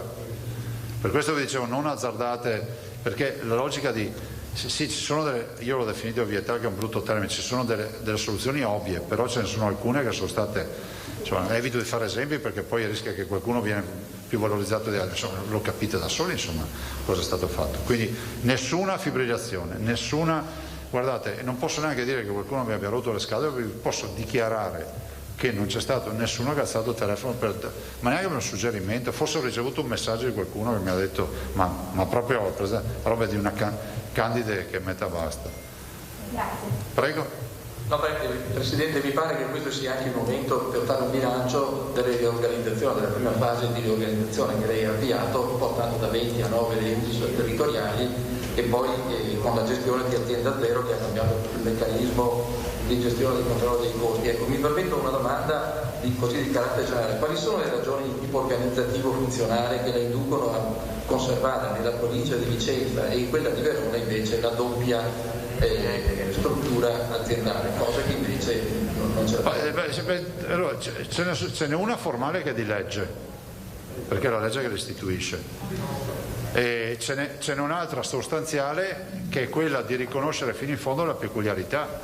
Dopo la legge prevede un tagliando, una verifica, diciamo strada facendo che lo prevede la legge, però capite che pensare di dare in mano al direttore di Vicenza, con tutto rispetto, la gestione dell'ospedale di Asiago piuttosto che il Bassanese, che è un unicum nel suo genere assieme a Sant'Orso, quindi il legislatore, cioè noi, quegli anni hanno deciso di provare questa esperienza e non ci risulta che vada male, perché faccio un solo esempio, lo dicevo anche ai sindaci, se voi pensate alla qualità degli investimenti che noi abbiamo fatto nella Pedemontana o nel Veneto orientale dal punto di vista sanitario, non sarebbero stati giustificati se avessimo avuto un'unica. Cioè, il Bassanese, scusate, la Pedemontana ha già un robot, è in odore di un altro robot e di un altro ancora, tanto per dire, ha delle tacche innovative. Idem a Portogruaro si fa chirurgia robotica e si è investito in un lembo distantissimo dagli altri territori dove prima avevamo la fuga verso il Pordenonese, cioè, quindi c'è anche tutta una valutazione. La scelta è stata anche quella, però, diceva, di creare un team in modo ma sì, non è che prima non dialogassero, dialogavano, però adesso abbiamo capito che dobbiamo spingere ancora di più sul rendere sempre meno evidenti i confini, ma in generale in Veneto, no, c'è il Veneto e basta. Quindi Presidente, mi pare di capire che allora la formazione che era stata definita un po' sperimentale nel momento in cui c'è stata la riduzione delle USL da 21 a 9 e quindi in un primo momento era stato detto che ne teniamo 9 invece di 7, rimane perché risultava vincente? Sì, cioè noi la confermiamo, poi ci sarà, non so quando sia previsto dalla legge, forse il prossimo anno, una verifica, diciamo, proprio perché la legge allora diceva che si sarebbe dovuta fare una verifica dopo 5 anni, però noi confermiamo e siamo fortemente convinti che, insomma, che l'esperienza abbia dato sicuramente esiti positivi. E poi volevo chiedere al dottor Filippi, se possibile, il suo ruolo importantissimo, perché le professioni sanitarie veramente si sono battute tantissimo, non solo in quest'ultimo anno di Covid, in cui hanno dato veramente l'anima, certo, però hanno fatto grandissime rivendicazioni, sono scesi in piazza tante volte e quindi insomma è un riconoscimento anche alle professioni sanitarie e la sua nomina. Volevo capire se insomma ritiene di avere, come dire, una doppia responsabilità. Beh, certo, la responsabilità di far bene e fare bene anche per i colleghi che ci guardano e che mi guardano, e la conferma che il Veneto dà anche queste opportunità. Posto ragazzi? Cristina. Devo chiedere, con la riorganizzazione è nata anche Azienda Zero, quindi mi chiedo se ha già raggiunto tutte le sue potenzialità, può ancora crescere verso dove sta andando, che sta ottimizzando tanto e che ha aiutato tanto anche in fase di Covid. Cioè, tutte le aziende possono crescere, debbono crescere, non è che un'azienda si può definire arrivata, nel momento in cui si definisce arrivata c'è qualcuno che la supera. Ma Azienda Zero, guarda, è stata impostata in maniera assolutamente magistrale, crescerà ancora perché se è stata impostata bene cresce, se è stata impostata male rischia di non crescere, ma io sono convinto che crescerà ancora e avrà sicuramente meno finalità programmatorie e più, diciamo, gestionali, ma questo è un altro tema. Guardate che Azienda Zero lo possiamo dire senza ombra di dubbio. Da ringraziare Dio di averla fatta, perché il Covid ci ha dimostrato che alzavamo il telefono e rischiavamo, non so se vi rendete conto, rischiavamo di avere le nostre aziende in concorrenza tra di loro sullo scatolone di mascherine nello stesso magazzino dello stesso fornitore. Noi abbiamo comprato sempre per tutti. E poi abbiamo fatto acquisti anche per altre regioni, abbiamo prestato materiale, abbiamo prestato un sacco di roba, che evito di dire. Prego. Si farà così anche con i vaccini, con la licenza? No, era una battuta, si farà così anche con i vaccini, si spera, ci si augura. I veneti continuano a Per adesso prestiamo, rispettare. per adesso prestiamo la grappa. Devo fare una domanda politica. Fatemi di fare anche poetica, non ti fa sanità. Bravo. Tu non devi far dire. Io sono d'accordo con te, io penso che sia l'unico tema in cui siamo sempre d'accordo. Volevo chiedere questo, allora dopo la nomina dei sottosegretari diciamo che non c'è stato molto spazio per i Veneti, no? Perché abbiamo 0 sottosegretari purtroppo e un unico ministro. Volevo chiederti una lettura di questo. Guarda, io penso che non sia un momento di polemiche, che bisogna andare avanti, pancia a terra e lavorare, punto. Guarda, io onestamente leggo i giornali come voi, anzi dopo di voi perché voi li scrivete, e guardate sti giorni della politica nazionale cosa hanno prodotto in Veneto. Avete visto? Insomma, quello che va a funghi non trova mai niente, noi qua non troviamo. Quindi abbiamo avuto tanto da fare e non abbiamo tempo per distrarci.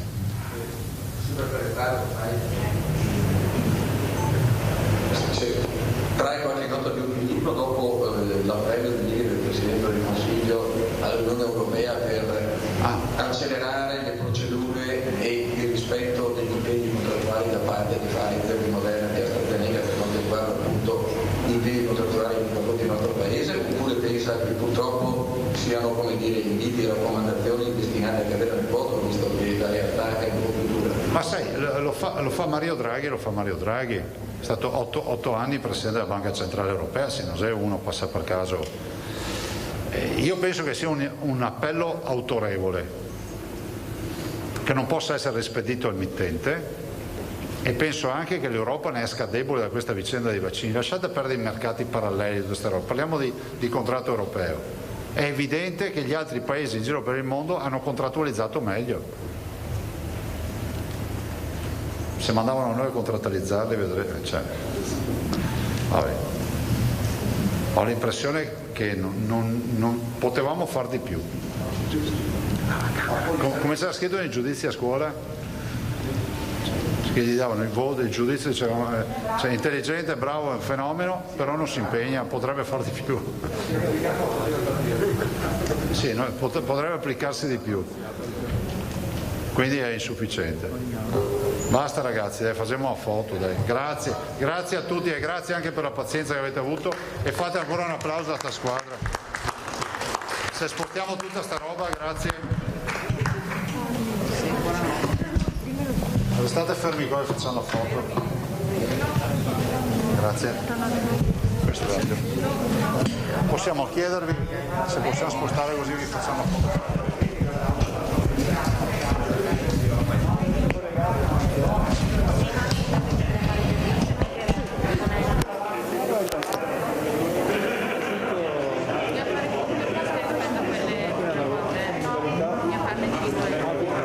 Voi dovete riprendere, mi sposto. Bravissima. Sono spostato lì. Eccoci bene ritrovati, allora lasciamo che venga scattata la foto. Questa è la nuova squadra che guiderà la sanità del Veneto. Sono stati presentati dunque i direttori generali e andiamo a rivederli assieme utilizzando la grafica che abbiamo preparato in modo che possa essere più chiara. Allora, ULSS 1 Dolomiti arriva Maria Grazia Carraro, ULSS 2 Marca Trevigiana la conferma di Francesco Benazzi, ULSS 3 Serenissima Edgardo Contato, ULSS 4 Veneto Veneto Orientale, Mauro Filippi, ULSS 5 Polesana, Patrizia Simeonato, ULSS 6 Euganea, arriva Paolo Fortuna, ULSS 7 Pedemontana, Carlo Bramezza, ULSS 8 Berica, Maria Giuseppina Bonavina, ULSS 9 Scaligera, Pietro Girardi. L'azienda ospedaliera di Padova sarà diretta da Giuseppe Dalben, l'azienda ospedaliera di Verona da Callisto Bravi, lo IOV Istituto Oncologico Veneto con Patrizia Benini e direttore di Azienda Zero Roberto Toniolo. Questi i nuovi direttori generali delle ULSS del Veneto. A loro Zaia, avete sentito, ha chiesto legalità e poi mantenere e aumentare le specializzazioni delle varie aziende e poi soprattutto fare squadra, cioè che il Veneto possa davvero essere un'unica grande azienda sanitaria in cui ogni azienda ha tutto e dà lo stesso livello di cure a tutti i pazienti. Dunque buon lavoro a questa nuova squadra, avremo modo nei nostri notiziari di raccontarvi come starà lavorando sul Veneto. Allora andiamo in pubblicità ora, vi facciamo vedere le previsioni del tempo, pubblicità e poi faremo il punto sui vaccini con un servizio realizzato e un'intervista all'assessore Lanzarina tra poco.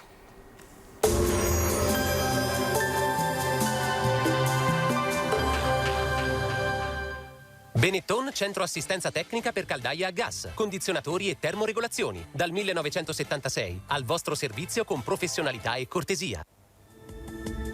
Benvenuti al meteo. Esplode la primavera con l'anticiclone africano che garantisce tempo stabile e clima decisamente molto mite e gradevole per il periodo. Vediamo il dettaglio di venerdì 26 febbraio.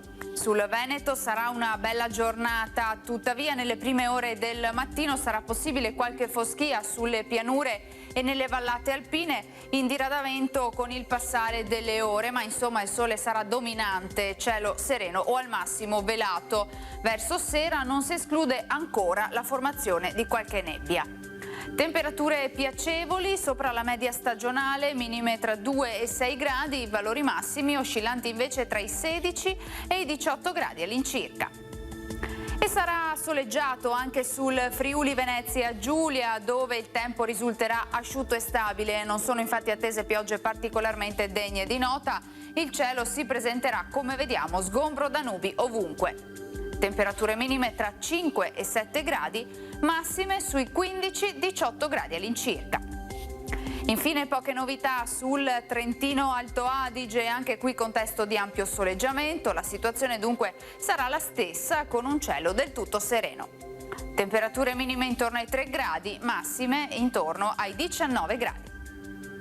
Dal meteo di Antenna 3 per ora è tutto, grazie per l'attenzione, arrivederci al prossimo aggiornamento.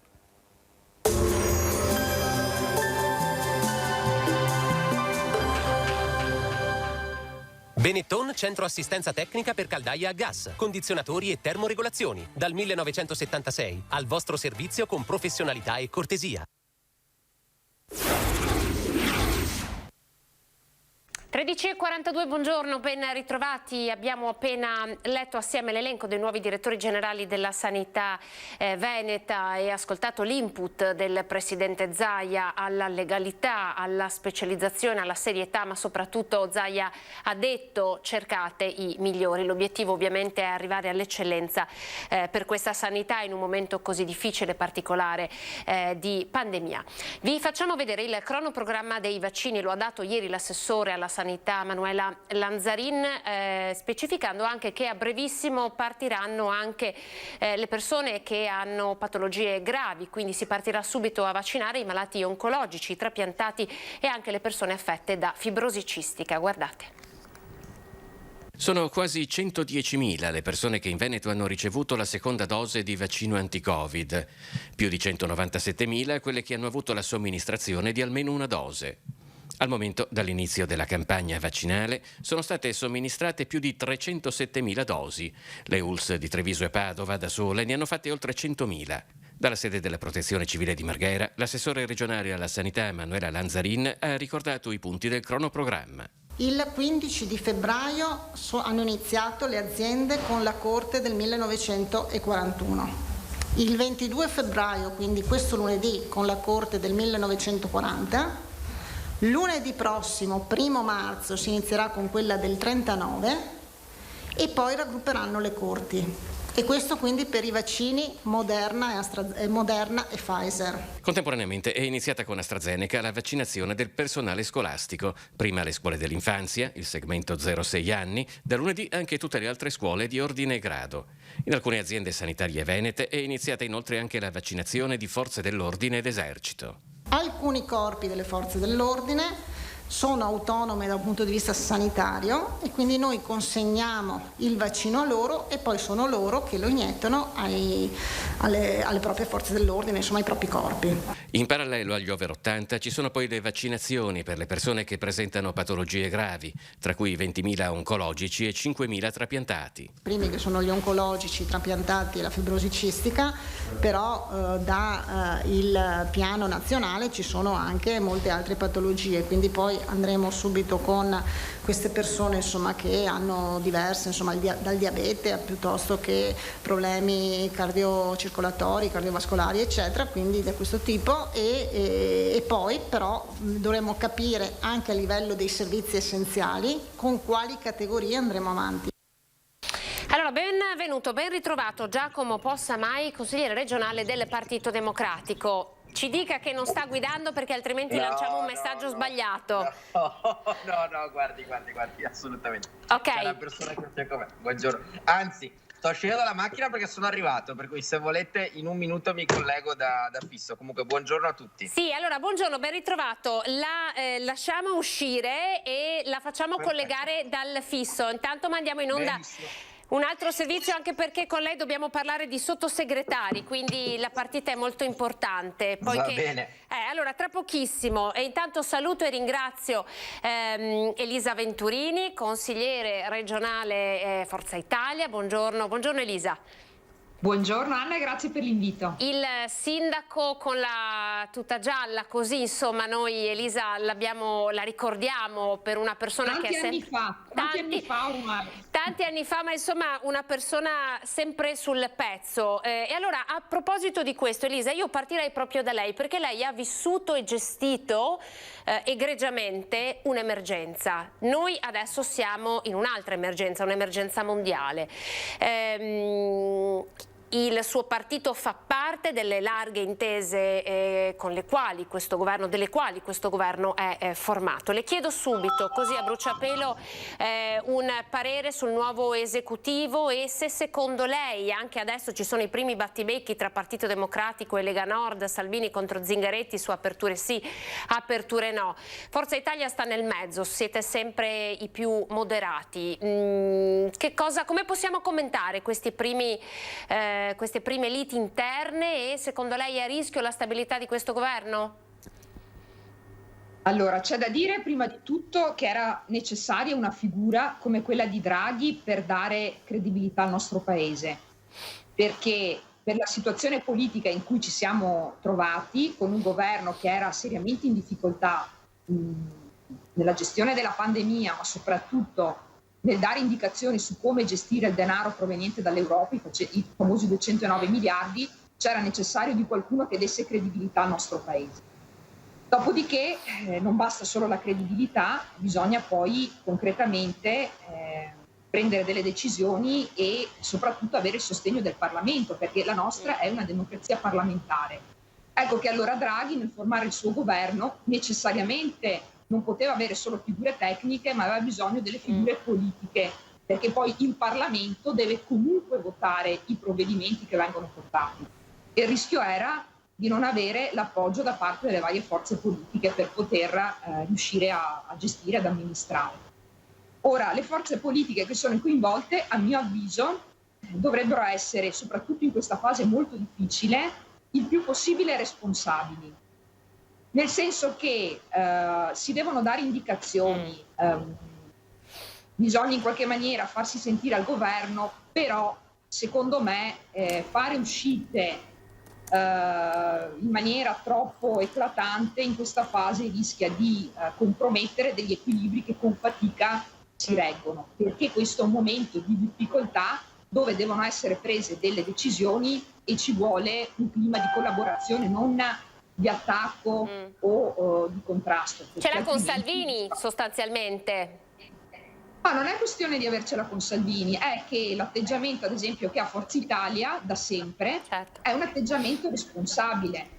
In questa fase storica di difficoltà, a mio avviso, si possono, anzi si devono manifestare i propri pareri, si deve avere sempre il contatto, la sintonia con il proprio elettorato, però per il bene comune va fatto con modalità che non siano aggressive, perché il rischio è che si comprometta questo governo, e se si compromette il governo io non so quante altre alternative ci possano essere, perché bruciata la figura di Draghi non vedo all'orizzonte tante altre persone che riescano a livello europeo, a livello internazionale, dare sostanza al nostro paese come in questa fase storica. È un'affermazione che troverà ovviamente, immagino, favorevole il collega Possamai, che adesso si è collegato. Buongiorno Giacomo Possamai, Partito Democratico. Buongiorno. Moderazione sì, visto Salvini sta spingendo per le aperture dei locali la sera, in qualche modo sembra quasi che stia facendo un po' campagna elettorale con queste uscite, nonostante sia un alleato di governo.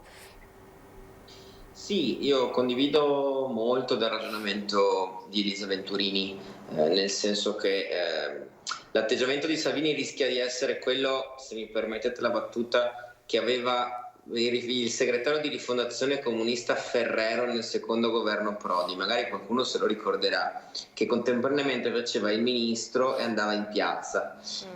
Semplicemente non ha senso. Cioè il giorno in cui ci si assume la responsabilità di governare, di far parte di una compagine di governo, non si può anche contemporaneamente fare opposizione da dentro, tanto più in un momento come questo, anche perché il rischio è delegittimare il lavoro degli stessi ministri della Lega messi dentro al governo da Salvini. Qual è l'elemento che balza all'occhio? Che evidentemente Giorgetti, lo stesso Zaia erano molto convinti dell'opzione Draghi, Salvini lo era molto di meno e oggi lo sta facendo pesare. Il punto è che lo sta facendo pesare, temo, sulle spalle del paese, non certo sulle spalle sue. E senta, Toti, il governatore della Lombardia, oggi sul Fatto Quotidiano ha detto: chiudere non è un cambio di passo, con Draghi ci aspettavamo un cambio di passo. Ma che tipo di cambio di passo secondo lei è possibile in questa fase? Cioè che cosa intendono? Bisognerebbe chiederlo a Toti, però a parte le battute, l'elemento problematico è che non credo che abbia senso dividere destra e sinistra o insomma i partiti politici sulla base di chiusure o aperture, perché non è che ci sono dei partiti che sono contenti di chiudere e dei partiti che sono contenti di aprire. Il punto è semplice, per me queste scelte vanno prese sulla base dei dati scientifici. Se i dati scientifici ci portano a una situazione in cui stanno ritornando i contagi in maniera pesante, è evidente che non possiamo pensare di far finta di niente, perché ormai è un film che abbiamo già visto e ogni volta replichiamo la discussione uguale a prima. Qual è l'elemento? Non possiamo riempire le terapie intensive. Abbiamo una situazione in cui una quota importante ormai delle regioni italiane hanno superato il famoso 30%, che è la prima soglia di allarme di occupazione delle terapie intensive. Il Veneto in questo momento sta meglio, anche perché è uscito dalla seconda ondata molto peggio delle altre regioni e quindi evidentemente per noi l'onda, se arriva un po' dopo, ma non possiamo pensare che ogni volta riprendiamo la discussione da capo. Nel momento in cui sappiamo che il contatto tra le persone è la prima fonte dei contagi, noi sappiamo che se torna sul virus dobbiamo assolutamente ridurlo. Elisa Venturini, lei è stata in visita molto spesso a delle aziende del suo territorio, l'imprenditoria è in difficoltà, le aziende chiedono accesso al credito, chiedono detassazione. Che tipo di riforma fiscale si augura possa essere messa in atto da questo nuovo governo e che voi ovviamente come Forza Italia appoggereste? Ma il cambio di passo che un po' tutti auspichiamo da parte di questo governo, secondo me, è proprio legato alla gestione, se vogliamo, economica, finanziaria, tributaria, fiscale. È qui che deve cambiare il passo. Perché a fronte della situazione sanitaria, che non è certo di facile gestione, perché noi stiamo assistendo da un anno a chiusure, aperture, legate all'andamento dei contagi e alla capacità che ha il nostro sistema sanitario di fronteggiare i ricoveri e comunque la cura delle persone. Di fronte a questa situazione è chiaro che devono essere adottate delle misure che cercano di ridurre al massimo i contagi, ma il problema di fondo che cos'è? Che c'è un'economia sofferente. Allora io mi aspetto da questo governo che ci sia più celerità nel dare delle risposte da un punto di vista finanziario e da un punto di vista anche fiscale, e che ci sia effettivamente, a fronte di restrizioni anche severe, la possibilità di avere dei ristori, degli indennizzi che siano parametrati, che tengano conto della situazione, che siano rapidi. Questo è il cambio di passo. Non è pensando di aprire tutto che allora si risolve il problema, perché come abbiamo visto nelle altre situazioni degli altri stati, l'andamento è sempre lo stesso, si apre per poi richiudere. E allora questo andamento a fisarmonica non fa altro che danneggiare ancora di più l'economia. Di fronte a questo invece, con delle risposte rapide in termini di riconoscimento, di ristori, comunque di aiuto, di possibilità di accesso al credito. Quello che io mi aspetto da Draghi è anche proprio questo, la grande difficoltà che c'è è anche riuscire a dare delle risposte ai nostri imprenditori in questa fase, soprattutto a quelli che sono in sofferenza. Qui bisogna intervenire. E sull'aspetto sanitario, secondo me, l'atteggiamento, ad esempio, del nostro governatore, di Luca Zaia, è un atteggiamento che non è quello apri tutto, chiudi tutto, ma è un atteggiamento prudente che tiene conto dell'andamento della pandemia e che ha un occhio anche per le attività. Allora questo dovrebbe essere, a mio avviso, anche a livello nazionale l'occhio che dovrebbero avere un po' tutti i partiti su come si sta gestendo la pandemia. Infatti Zaia anche ieri ha detto: sulle scuole alzo le mani, mi dica il CTS che cosa devo fare, perché a questo punto ci deve essere un'unica e univoca voce anche a livello nazionale. Mi permetto, sì. Proprio, posso? Sulle sì, scuole. Prego. Allora, Luca Zaia dice: noi sentiamo il parere dei tecnici che ci diano delle indicazioni su come fare. Come la scorsa volta ha chiuso le scuole perché era stata data un'indicazione ben precisa, le ha tenute chiuse il tempo necessario affinché ci fosse un controllo della pandemia e poi sono state riaperte. C'è stata grande polemica per la chiusura delle scuole e questo lo si capisce perché il disagio è tanto e soprattutto da parte dei ragazzi e degli studenti, ed è giusto che lo manifestino, perché dico, per fortuna manifestano la sofferenza che c'è in questo momento storico, però altrimenti non si può fare. L'Alto Adige, che era preso come esempio perché ha tenuto sempre aperte le scuole, comunque questa era l'intenzione, che è ricorsa ai cani anche per verificare la presenza dei sintomatici, che hanno cercato di creare le condizioni per tenere aperte le scuole, sta di fatto che periodicamente ritornano rossi o comunque in situazioni molto critiche. Allora, il fatto di essere aperturisti oppure per pensare alle continue chiusure non è una volontà di valutare un'opzione piuttosto che un'altra. Quello che noi dobbiamo fare è essere prudenti e fare riferimento a quanto la scienza in questo momento ci propone di fare, e questo è l'atteggiamento che sta avendo Luca Zaia. E Giacomo Possamai, andiamo in pubblicità e tra pochissimo facciamo un passaggio sulla nomina dei sottosegretari, perché insomma il Partito Democratico ne è uscito un po' zoppo e forse anche deluso per non aver portato a casa nemmeno un sottosegretario. Cerchiamo di ragionare insieme su che cosa secondo lei possa essere successo. Allora, tra poco. Eccoci, ben ritrovati, 14 in punto, siamo in onda con l'ultima parte dell'edizione straordinaria. Abbiamo seguito il punto stampa del Presidente Zaia con la nomina dei nuovi direttori generali della sanità, la sua squadra, i suoi gioielli come lui ha voluto definirli, ed ora abbiamo una chiacchierata con Elisa Venturini, Forza Italia, Giacomo Possamai, Partito Democratico. Stiamo cercando un po' di capire la direzione verso la quale potrà andare questo nuovo esecutivo, ma vogliamo fare un passaggio sui nuovi sottosegretari. Sono stati nominati e c'è della delusione palese, palpabile all'interno del Partito Democratico, che perde 3 sottosegretari veneti. Allora, Possamai, che cosa è accaduto? Due fattori. Da un lato, come è stato evidenziato da tanti, sicuramente non c'è stato un interesse o un'attenzione, diciamo così, da parte del Partito Nazionale nei confronti del Veneto e del Veneto. Dall'altro però io la vedo anche su un altro fronte, che è questo. Io non penso che i sottosegretari, i ministri debbano arrivare come una regalia o come un dono da Roma e dai partiti nazionali.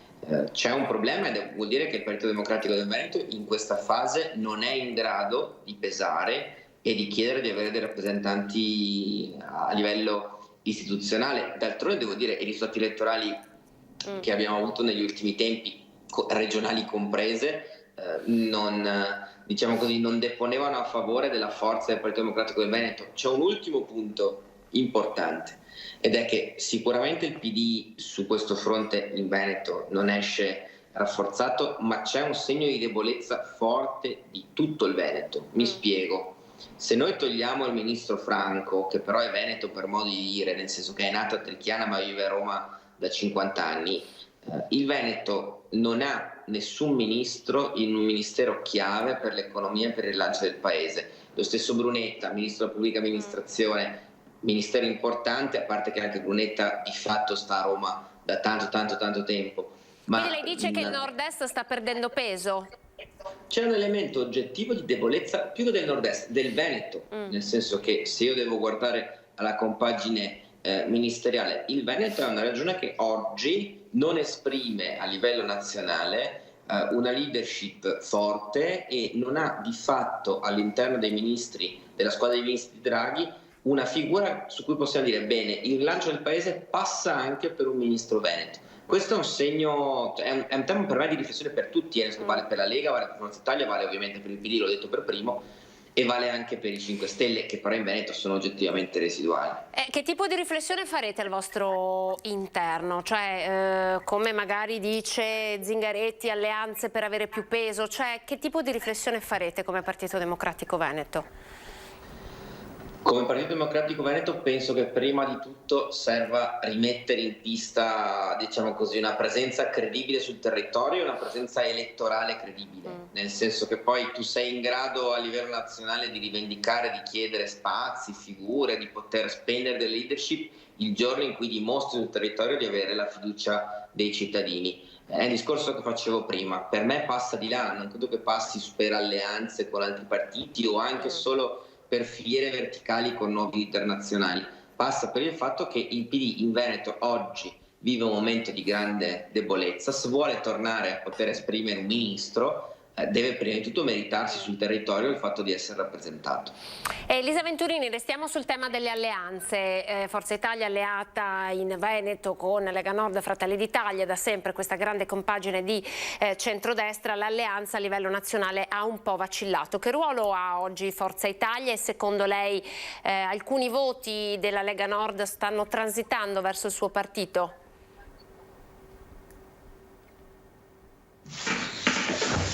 Non la sentiamo. Eccomi qua. Eccola. Scusatemi. Ecco, il ruolo di Forza Italia è un po' quello di rappresentare un'area moderata, liberale, che in qualche maniera interpreta anche un partito del fare, che in questo momento c'è grande bisogno, quindi al di là di proclami o battaglie ideologiche, poi alla fine noi dobbiamo sempre confrontarci con la realtà e cercare di adottare quelle misure che permettono di far fronte alla situazione. Come dicevo all'inizio, Forza Italia tende ad avere un atteggiamento responsabile e a cercare di contribuire a dare delle soluzioni per risolvere il problema. Ora, prima si parlava dei ministri, allora ce ne sono 4 di veneti, è vero che hanno comunque delle personalità, perché se poi io penso a Brunetta, comunque è un professore inserito in quel contesto che ha delle competenze e che comunque può dire la sua. Allora non è così marginale il suo ruolo e la sua presenza. E confido sul fatto che comunque abbiamo un Presidente del Consiglio che conosce il Veneto, che sa le potenzialità del Veneto, che ha avuto modo anche in un discorso al QOM, quello nell'ambito quindi della realtà di Vicenza, essendo stato insignito della laurea honoris causa, In questo caso lui ha proprio dichiarato quale ruolo cruciale svolga il Veneto, e quindi per uno che vuole partire con dare un appoggio, un aiuto all'economia del nostro territorio, sa benissimo che l'economia parte e passa da qua. Allora confido molto sul fatto che, viste le finalità che ha questo governo, al Veneto comunque venga dato un ruolo, e soprattutto all'impresa del Veneto. Posso chiederle brevemente un passaggio su una dichiarazione di Di Maio, che ha detto ieri: il Movimento 5 Stelle sta diventando un movimento moderato atlantista. Guardi, Di Maio ha sempre detto tante cose, okay. Ha sempre detto il tutto e il contrario di tutto. Se adesso i grillini sono diventati la parte liberale e moderata di questo paese, la dice lui sta cosa. Dopo sui fatti io vorrei tanto parlare con i sostenitori di Di Maio, e vorrei sapere se si sentono liberali e moderati. Infatti volevo toccare un attimo con lei questo tema, visto che insomma i moderati da sempre sono gli elettori del suo partito. Grazie per essere stati in nostra compagnia, Giacomo Possamai, Partito Democratico, Elisa Venturini, Forza Italia, per questa breve chiacchierata politica, e buon lavoro a voi, buona giornata. Grazie. Grazie, un saluto a tutti voi, Elisa. Grazie. Arrivederci. Allora, noi cambiamo decisamente argomento, perché abbiamo collegato una persona speciale che ha tante qualifiche in sé, ma vogliamo chiudere questa edizione straordinaria con un focus sul movimento, perché il coronavirus ha decisamente stravolto le nostre vite. Prima abbiamo parlato di smart working, e quindi è tornata sicuramente a farla da padrone la sedentarietà, con le palestre, i centri sportivi che sono chiusi. Allora, come poterci prendere cura del nostro corpo, della nostra salute, magari anche aumentare le difese immunitarie in una condizione come questa, in cui di fatto il Covid ci ha costretto molto di più all'interno delle mura domestiche e ha tolto dalle nostre vite tutte le pratiche sportive a cui eravamo abituati. Allora lo saluto e lo ringrazio, Massimiliano Foscarini, collegato da Padova. Buongiorno Massimiliano. Sì, buongiorno. Allora, innanzitutto Massimiliano è un ex calciatore professionista, un triatleta, ma è anche posturologo, kinesiologo, massofisioterapista, autore di pubblicazioni. Insomma, lei nella sua persona racchiude più professionalità. Innanzitutto le chiediamo, da ex sportivo e triatleta, quindi da persona che è abituata a fare movimento, lei sta continuando a poter praticare movimento. Che cosa significa ed è significato per le persone questi mesi di stop forzato? Magari persone abituate a fare allenamenti in palestra, ad avere una routine sportiva. Che cosa può significare una mancanza di questo tipo? Sì, è chiaro che questa situazione ha creato una condizione di aumento dello stress da un punto di vista psicofisico un po' per tutti. Lo psicologo Maslow definiva un ordine gerarchico che lui rappresentava simbolicamente con una piramide dei cosiddetti bisogni che l'essere umano poteva e doveva soddisfare per poter essere in buona salute.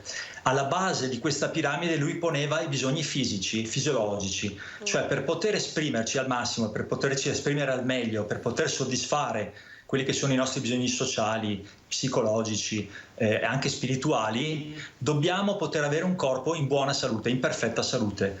E poi si tratta solo ovviamente di un atteggiamento mentale.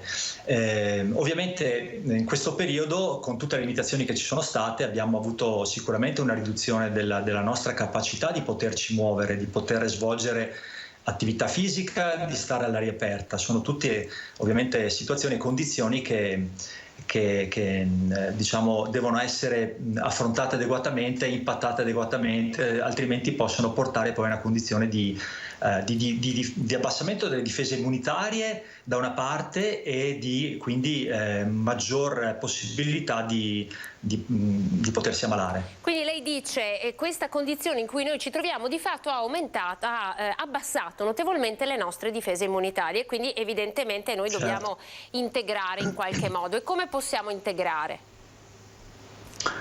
Allora guardi, innanzitutto mi piace citare una frase di Rigan Kassur, che è questo neuroscienziato indiano, che dice: i comportamenti di sistemi complessi hanno regole semplici. Cioè il nostro corpo è un sistema estremamente complesso, ma se vogliamo possiamo tornare alle cosiddette buone abitudini. Quali sono queste buone abitudini? Per esempio io ho definito 5 punti chiave. 1. Respirare correttamente, una buona respirazione, una buona alimentazione, lo stare all'aria aperta e l'esposizione alla luce del sole, il movimento e l'attività motoria e un adeguato riposo e recupero, quindi anche l'importanza del sonno per poterci ricaricare, per poter rigenerare il nostro sistema immunitario. Non dimentichiamoci che il nostro sistema immunitario è composto da tutta una serie di strutture diciamo centrali e periferiche, tra cui abbiamo la ghiandola del timo, il midollo osseo, i linfonodi, la milza e alcune cellule linfoidi presenti nel sangue e nel nostro sistema linfatico. Però concettualmente, al di là della complessità del nostro organismo, la cosa fondamentale è vivere in maniera più naturale possibile. Se pensiamo un pochino ai nostri antenati, noi siamo stati per un lunghissimo tempo cacciatori-raccoglitori, quindi i nostri antenati del genere Sapiens per centinaia di migliaia di anni hanno vissuto sostanzialmente all'aria aperta, camminando, correndo, trasportando cariche, arrampicandosi sugli alberi, difendendosi dai predatori, quindi difendendo la loro prole, quindi sempre una vita molto attiva e in un ambiente assolutamente incontaminato e nel rispetto dei ritmi circadiani, cioè nei cosiddetti ritmi di sonno-veglia, luce-buio, no? Quindi oggi abbiamo un po' stravolto tutto, se vogliamo. Poi certamente la condizione legata al Covid ha amplificato questi meccanismi. Allora, adesso le facciamo vedere un servizio realizzato dalla nostra redazione di Venezia al Parco San Giuliano di Mestre, dove, insomma, complici queste giornate di caldo, finalmente le persone sono tornate timidamente ad uscire. Abbiamo anche trovato proprio un allenatore di box, una squadra amatoriale di box che si allenava proprio in mezzo al parco, perché era forte la necessità di tornare alle proprie routine, alle proprie buone pratiche. Allora lo vediamo insieme e poi lo commentiamo assieme. Temperature in forte rialzo, 20 gradi e più, per un'improvvisa anticipazione di primavera. A Venezia, come in altre località del Veneto, non occorre certo scomodare il classico dibattito sull'esistenza o meno delle mezze stagioni per affermare che ci si trova davanti ad un fenomeno quantomeno curioso. È febbraio, ma sembra di essere perlomeno già ad aprile e dalle prime ore della giornata il Parco di San Giuliano si è immediatamente affollato di tantissimi mestrini. Lei viene spesso qui a San Giuliano oppure ha approfittato? Variamente, ogni tanto, sì. Adesso ha visto com'era il tempo per cui ha deciso di venire. Esatto, si sta benissimo. Ultimamente si passa da una stagione all'altra, anche se in questo caso, quest'ultimo anno, pare di sì. Ma è contenta che faccia così caldo? Sì, assolutamente sì. La nostalgia dell'inverno. Assolutamente, anche se è stato un inverno non rigido. Lo trovo un po' troppo assurdo, c'ho tutte le piante che stanno andando in fiore, poi hanno chiamato freddo di nuovo questa settimana, per cui non esistono più le famose mezze stagioni. Ho comprato l'altro giorno roba estiva e è già entrata in uso subito. Ma lei la roba invernale si fida a metterla in armadio? No, assolutamente no, proprio ancora. Però rispetto a qualche giorno fa ha dovuto cambiare abbigliamento forse? Infatti ho tolto la maglia stamattina perché sudava. Tra chi corre, chi passeggia da solo o in compagnia, chi porta a spasso il cane, si incontrano anche gli iscritti ad una palestra di box che, vista la chiusura delle strutture, si trovano per allenarsi all'aria aperta. Praticamente c'è una palestra alle sue spalle. Sì, è una palestra per amatori.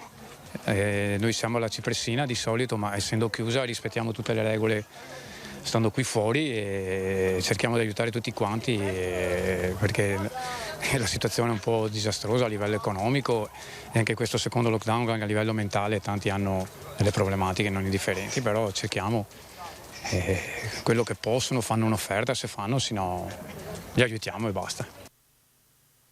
Ecco, Foscarini ha sentito, ha detto tante persone adesso hanno delle problematiche a livello mentale proprio perché insomma la situazione che stiamo vivendo è particolarmente stressante. Pare che con il nuovo DPCM slitti nuovamente l'apertura delle palestre e dei centri sportivi. Posso chiederle cosa ne pensa? Beh, ovviamente sono di parte, quindi credo che si potrebbero trovare delle soluzioni, però ecco, in questo senso direi che senza entrare troppo nel merito di quelle che sono le regole, no? Le leggi che ci governano in questo momento, direi che il tempo adesso giocherà a nostro favore, quindi nei prossimi mesi possiamo comunque approfittare e stare molto di più all'aria aperta. Io lo dico sempre ai miei clienti e ai miei pazienti, soprattutto per quanto riguarda i mesi invernali dove ci esponiamo veramente poco alla luce solare, no? Alla luce naturale. Siamo sempre rinchiusi all'interno di abitazioni, fabbriche, uffici, scuole. Invece, soprattutto nei mesi invernali, è fondamentale stare all'aria aperta, esporsi alla luce solare. Il sole e la luce naturale sono importanti per tutta una serie di processi fisici, fisiologici, tra i quali, lo sappiamo, l'assimilazione della vitamina D, che tanto bene fa all'assimilazione del calcio nelle ossa, e poi ecco altre considerazioni, direi che sono quelle che l'attività del camminare, della corsa, dovrebbero essere svolte giornalmente, quindi almeno 30 minuti al giorno, perché questa è l'attività precipua propria dell'essere umano. Noi siamo fatti per camminare e per correre. Poi è chiaro che consolidare e maturare altre esperienze motorie ed arricchirle ovviamente ci permette di avere quel giusto mix di forza, di velocità, di resistenza, di mobilità articolare. Ecco, se mi consente vorrei fare una considerazione su questo ultimo punto, cioè sulla mobilità, sull'elasticità muscolare, che è veramente molto importante.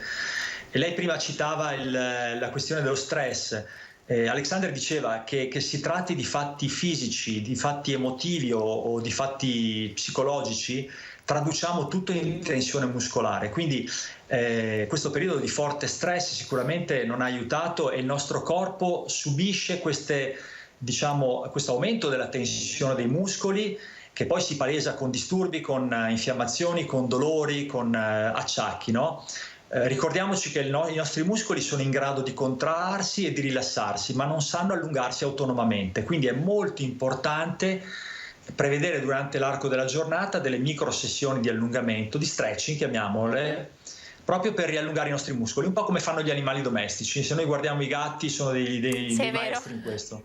Allora, Massimiliano, andiamo un attimo ci attenda un attimo, pochi secondi di pubblicità, poi torniamo da lei. Ben ritrovati in quest'ultima parte di edizione straordinaria dei nostri notiziari di Antenna 3. Siamo collegati con Massimiliano Foscarini da Padova, ex calciatore professionista, triatleta ma anche posturologo, massofisioterapista, insomma esperto del corpo e delle sue manifestazioni. Foscarini, abbiamo parlato di tensioni muscolari.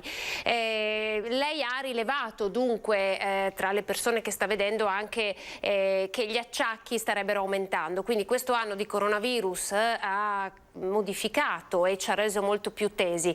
Questo è andato a inficiare anche sulla postura, immagino, delle persone, visto che lei è posturologo. Sì, certamente.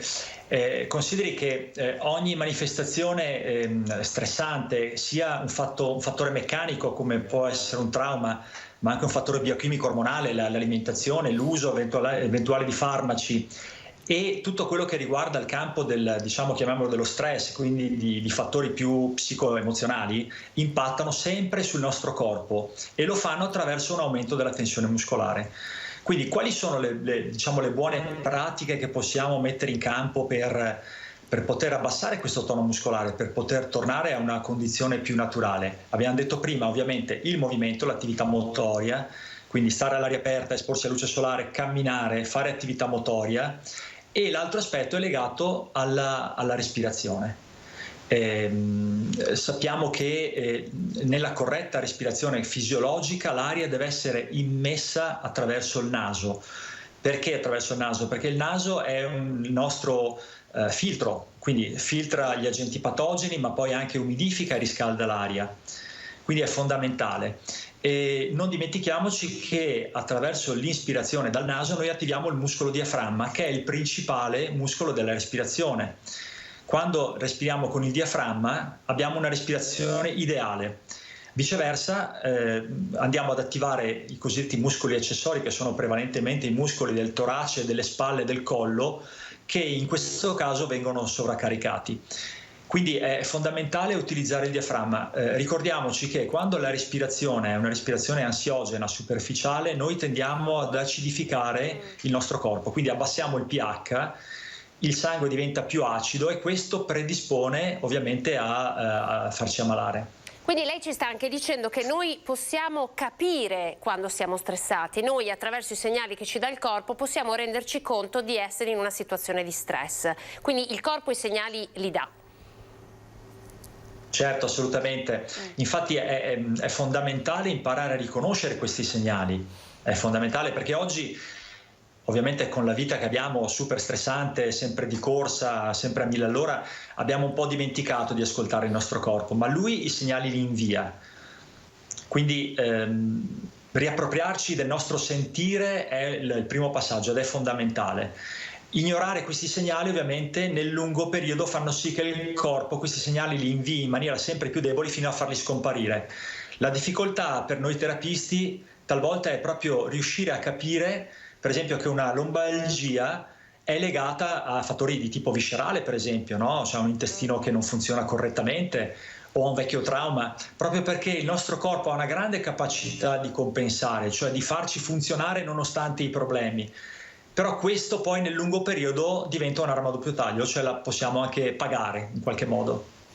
Senta, lei dice allora andiamo a prendercela questa bella stagione, cioè approfittiamo dell'arrivo della bella stagione per uscire in qualche modo dal letargo in cui il coronavirus ci ha destinato. Secondo lei è possibile riuscire ad allenarsi in sicurezza? Che consigli può dare? Direi di sì.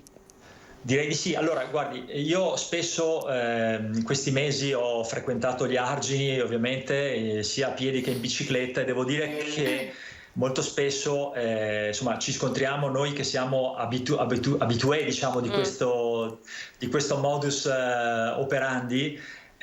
Abbiamo visto un po' più di traffico del solito, insomma, ecco, e molto spesso le persone sono poco attente, poco ordinate nel loro muoversi. Sì. Quindi il messaggio è sicuramente cercare di essere più ordinati, di fare un'attività in maniera composta, di prendere tutte le precauzioni e poi, se mi posso permettere, di consigliare anche eventualmente di avvalersi della consulenza di specialisti. Noi abbiamo tantissimi bravi colleghi, istruttori, personal trainer, terapisti che possono insomma dare una mano e sia dal punto di vista metodologico, quindi di tabelle, di allenamento, sia da un punto di vista anche proprio tecnico. Infatti stava un po' anticipando la mia prossima domanda, perché abbiamo imparato ad allenarci attraverso le app, insomma in questo anno di chiusure molti di noi la lezione di yoga poi sono proliferate ovviamente, nel senso che è un business evidentemente anche quello, quindi in tanti hanno iniziato ad allenarsi utilizzando il proprio cellulare.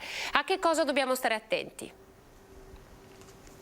Beh, io direi, allora, nel periodo di lockdown è chiaro che è stato un po' un escamotage un po' per tutti e devo dire che meglio così piuttosto che niente, cioè meglio allenarsi con un'app piuttosto di stare sul divano a mangiare patatine, insomma, ecco.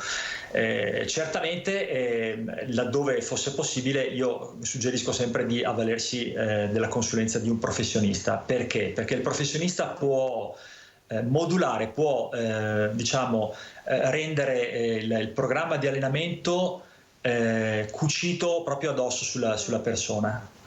Ciascuno di noi ha esigenze diverse, ha corpi diversi, ha storie diverse, ha avuto traumi diversi e quindi ha bisogno di avere un programma di tipo personalizzato, insomma. Quindi questo è l'optimum.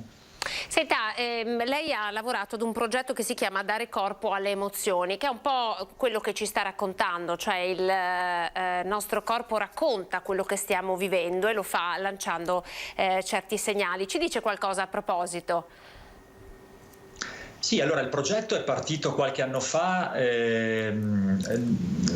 assieme al mio collega, mio amico, il dottor Paci, che è uno psicoterapeuta, direttore di 2 comunità di recupero, una a Mira e una a Pagnano d'Asolo, e abbiamo cominciato a sviluppare questo progetto proprio perché la sua richiesta è stata quella di cominciare a lavorare di più sul corpo per gli ospiti delle comunità. Ovviamente lui, essendo psicologo, psicoterapeuta, l'approccio era sempre stato quello, diciamo, del dialogo, della conversazione, quindi il corpo era sempre stato poco considerato, diciamo.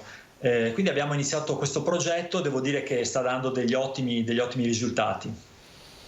Grazie Massimiliano Foscarini. In qualche modo, se possiamo riassumere, ci proviamo, lei ci sta dicendo ascoltate il vostro corpo e iniziamo piano piano a uscire dal letargo in cui in qualche modo il coronavirus ci ha fatto entrare, approfittando della bella stagione per risvegliarci, quindi attraverso la respirazione, attraverso degli allungamenti ed eventualmente appunto anche andando a prenderci un po' di più la luce del sole, corretto? Assolutamente sì. Grazie per essere stato in nostra compagnia, Massimiliano Foscarini, grazie, buona giornata. Grazie a voi. Allora, noi vi abbiamo dato l'elenco dei direttori generali, abbiamo fatto un focus sulla politica, un focus sullo smart working e in chiusura vi voglio far vedere un servizio realizzato dalla redazione di Padova dove viene intervistata questa ONG che a breve avrebbe dovuto incontrare l'ambasciatore italiano Luca Attanasio, morto insieme al carabiniere Vittorio Iacovacci in un scontro a fuoco in Congo. Quindi chiudiamo con questo servizio. Dovevo effettivamente incontrare Luca Attanasio, il nostro meraviglioso ambasciatore a Kinshasa tra qualche giorno, perché la nostra associazione opera nel Congo già da 30 anni e lui da quando è diventato appunto ambasciatore ci ha segnalato, ci ha aiutato, ci ha incoraggiato, ha voluto conoscerci a fondo ed è stato molto bello il rapporto con lui, un uomo veramente corretto, un uomo lodevole come persona, come papà e come ambasciatore. Il ricordo di Luca Attanasio è vivo nelle parole di Leopoldo Rebellato, presidente dell'ONG Incontro fra i Popoli, che il 1° aprile doveva volare in Congo per incontrarlo e presentargli nuovi progetti di sostegno a bambini e ragazzi di strada. A Roma funerali di Stato per Luca Attanasio e il carabiniere Vittorio Iacovacci. A Cittadella, dove è nato padre Franco Bordignon, missionario severiano, in Congo da quasi 50 anni, una delle ultime persone ad aver visto Attanasio in vita. Domenica si piange una persona di grande sensibilità.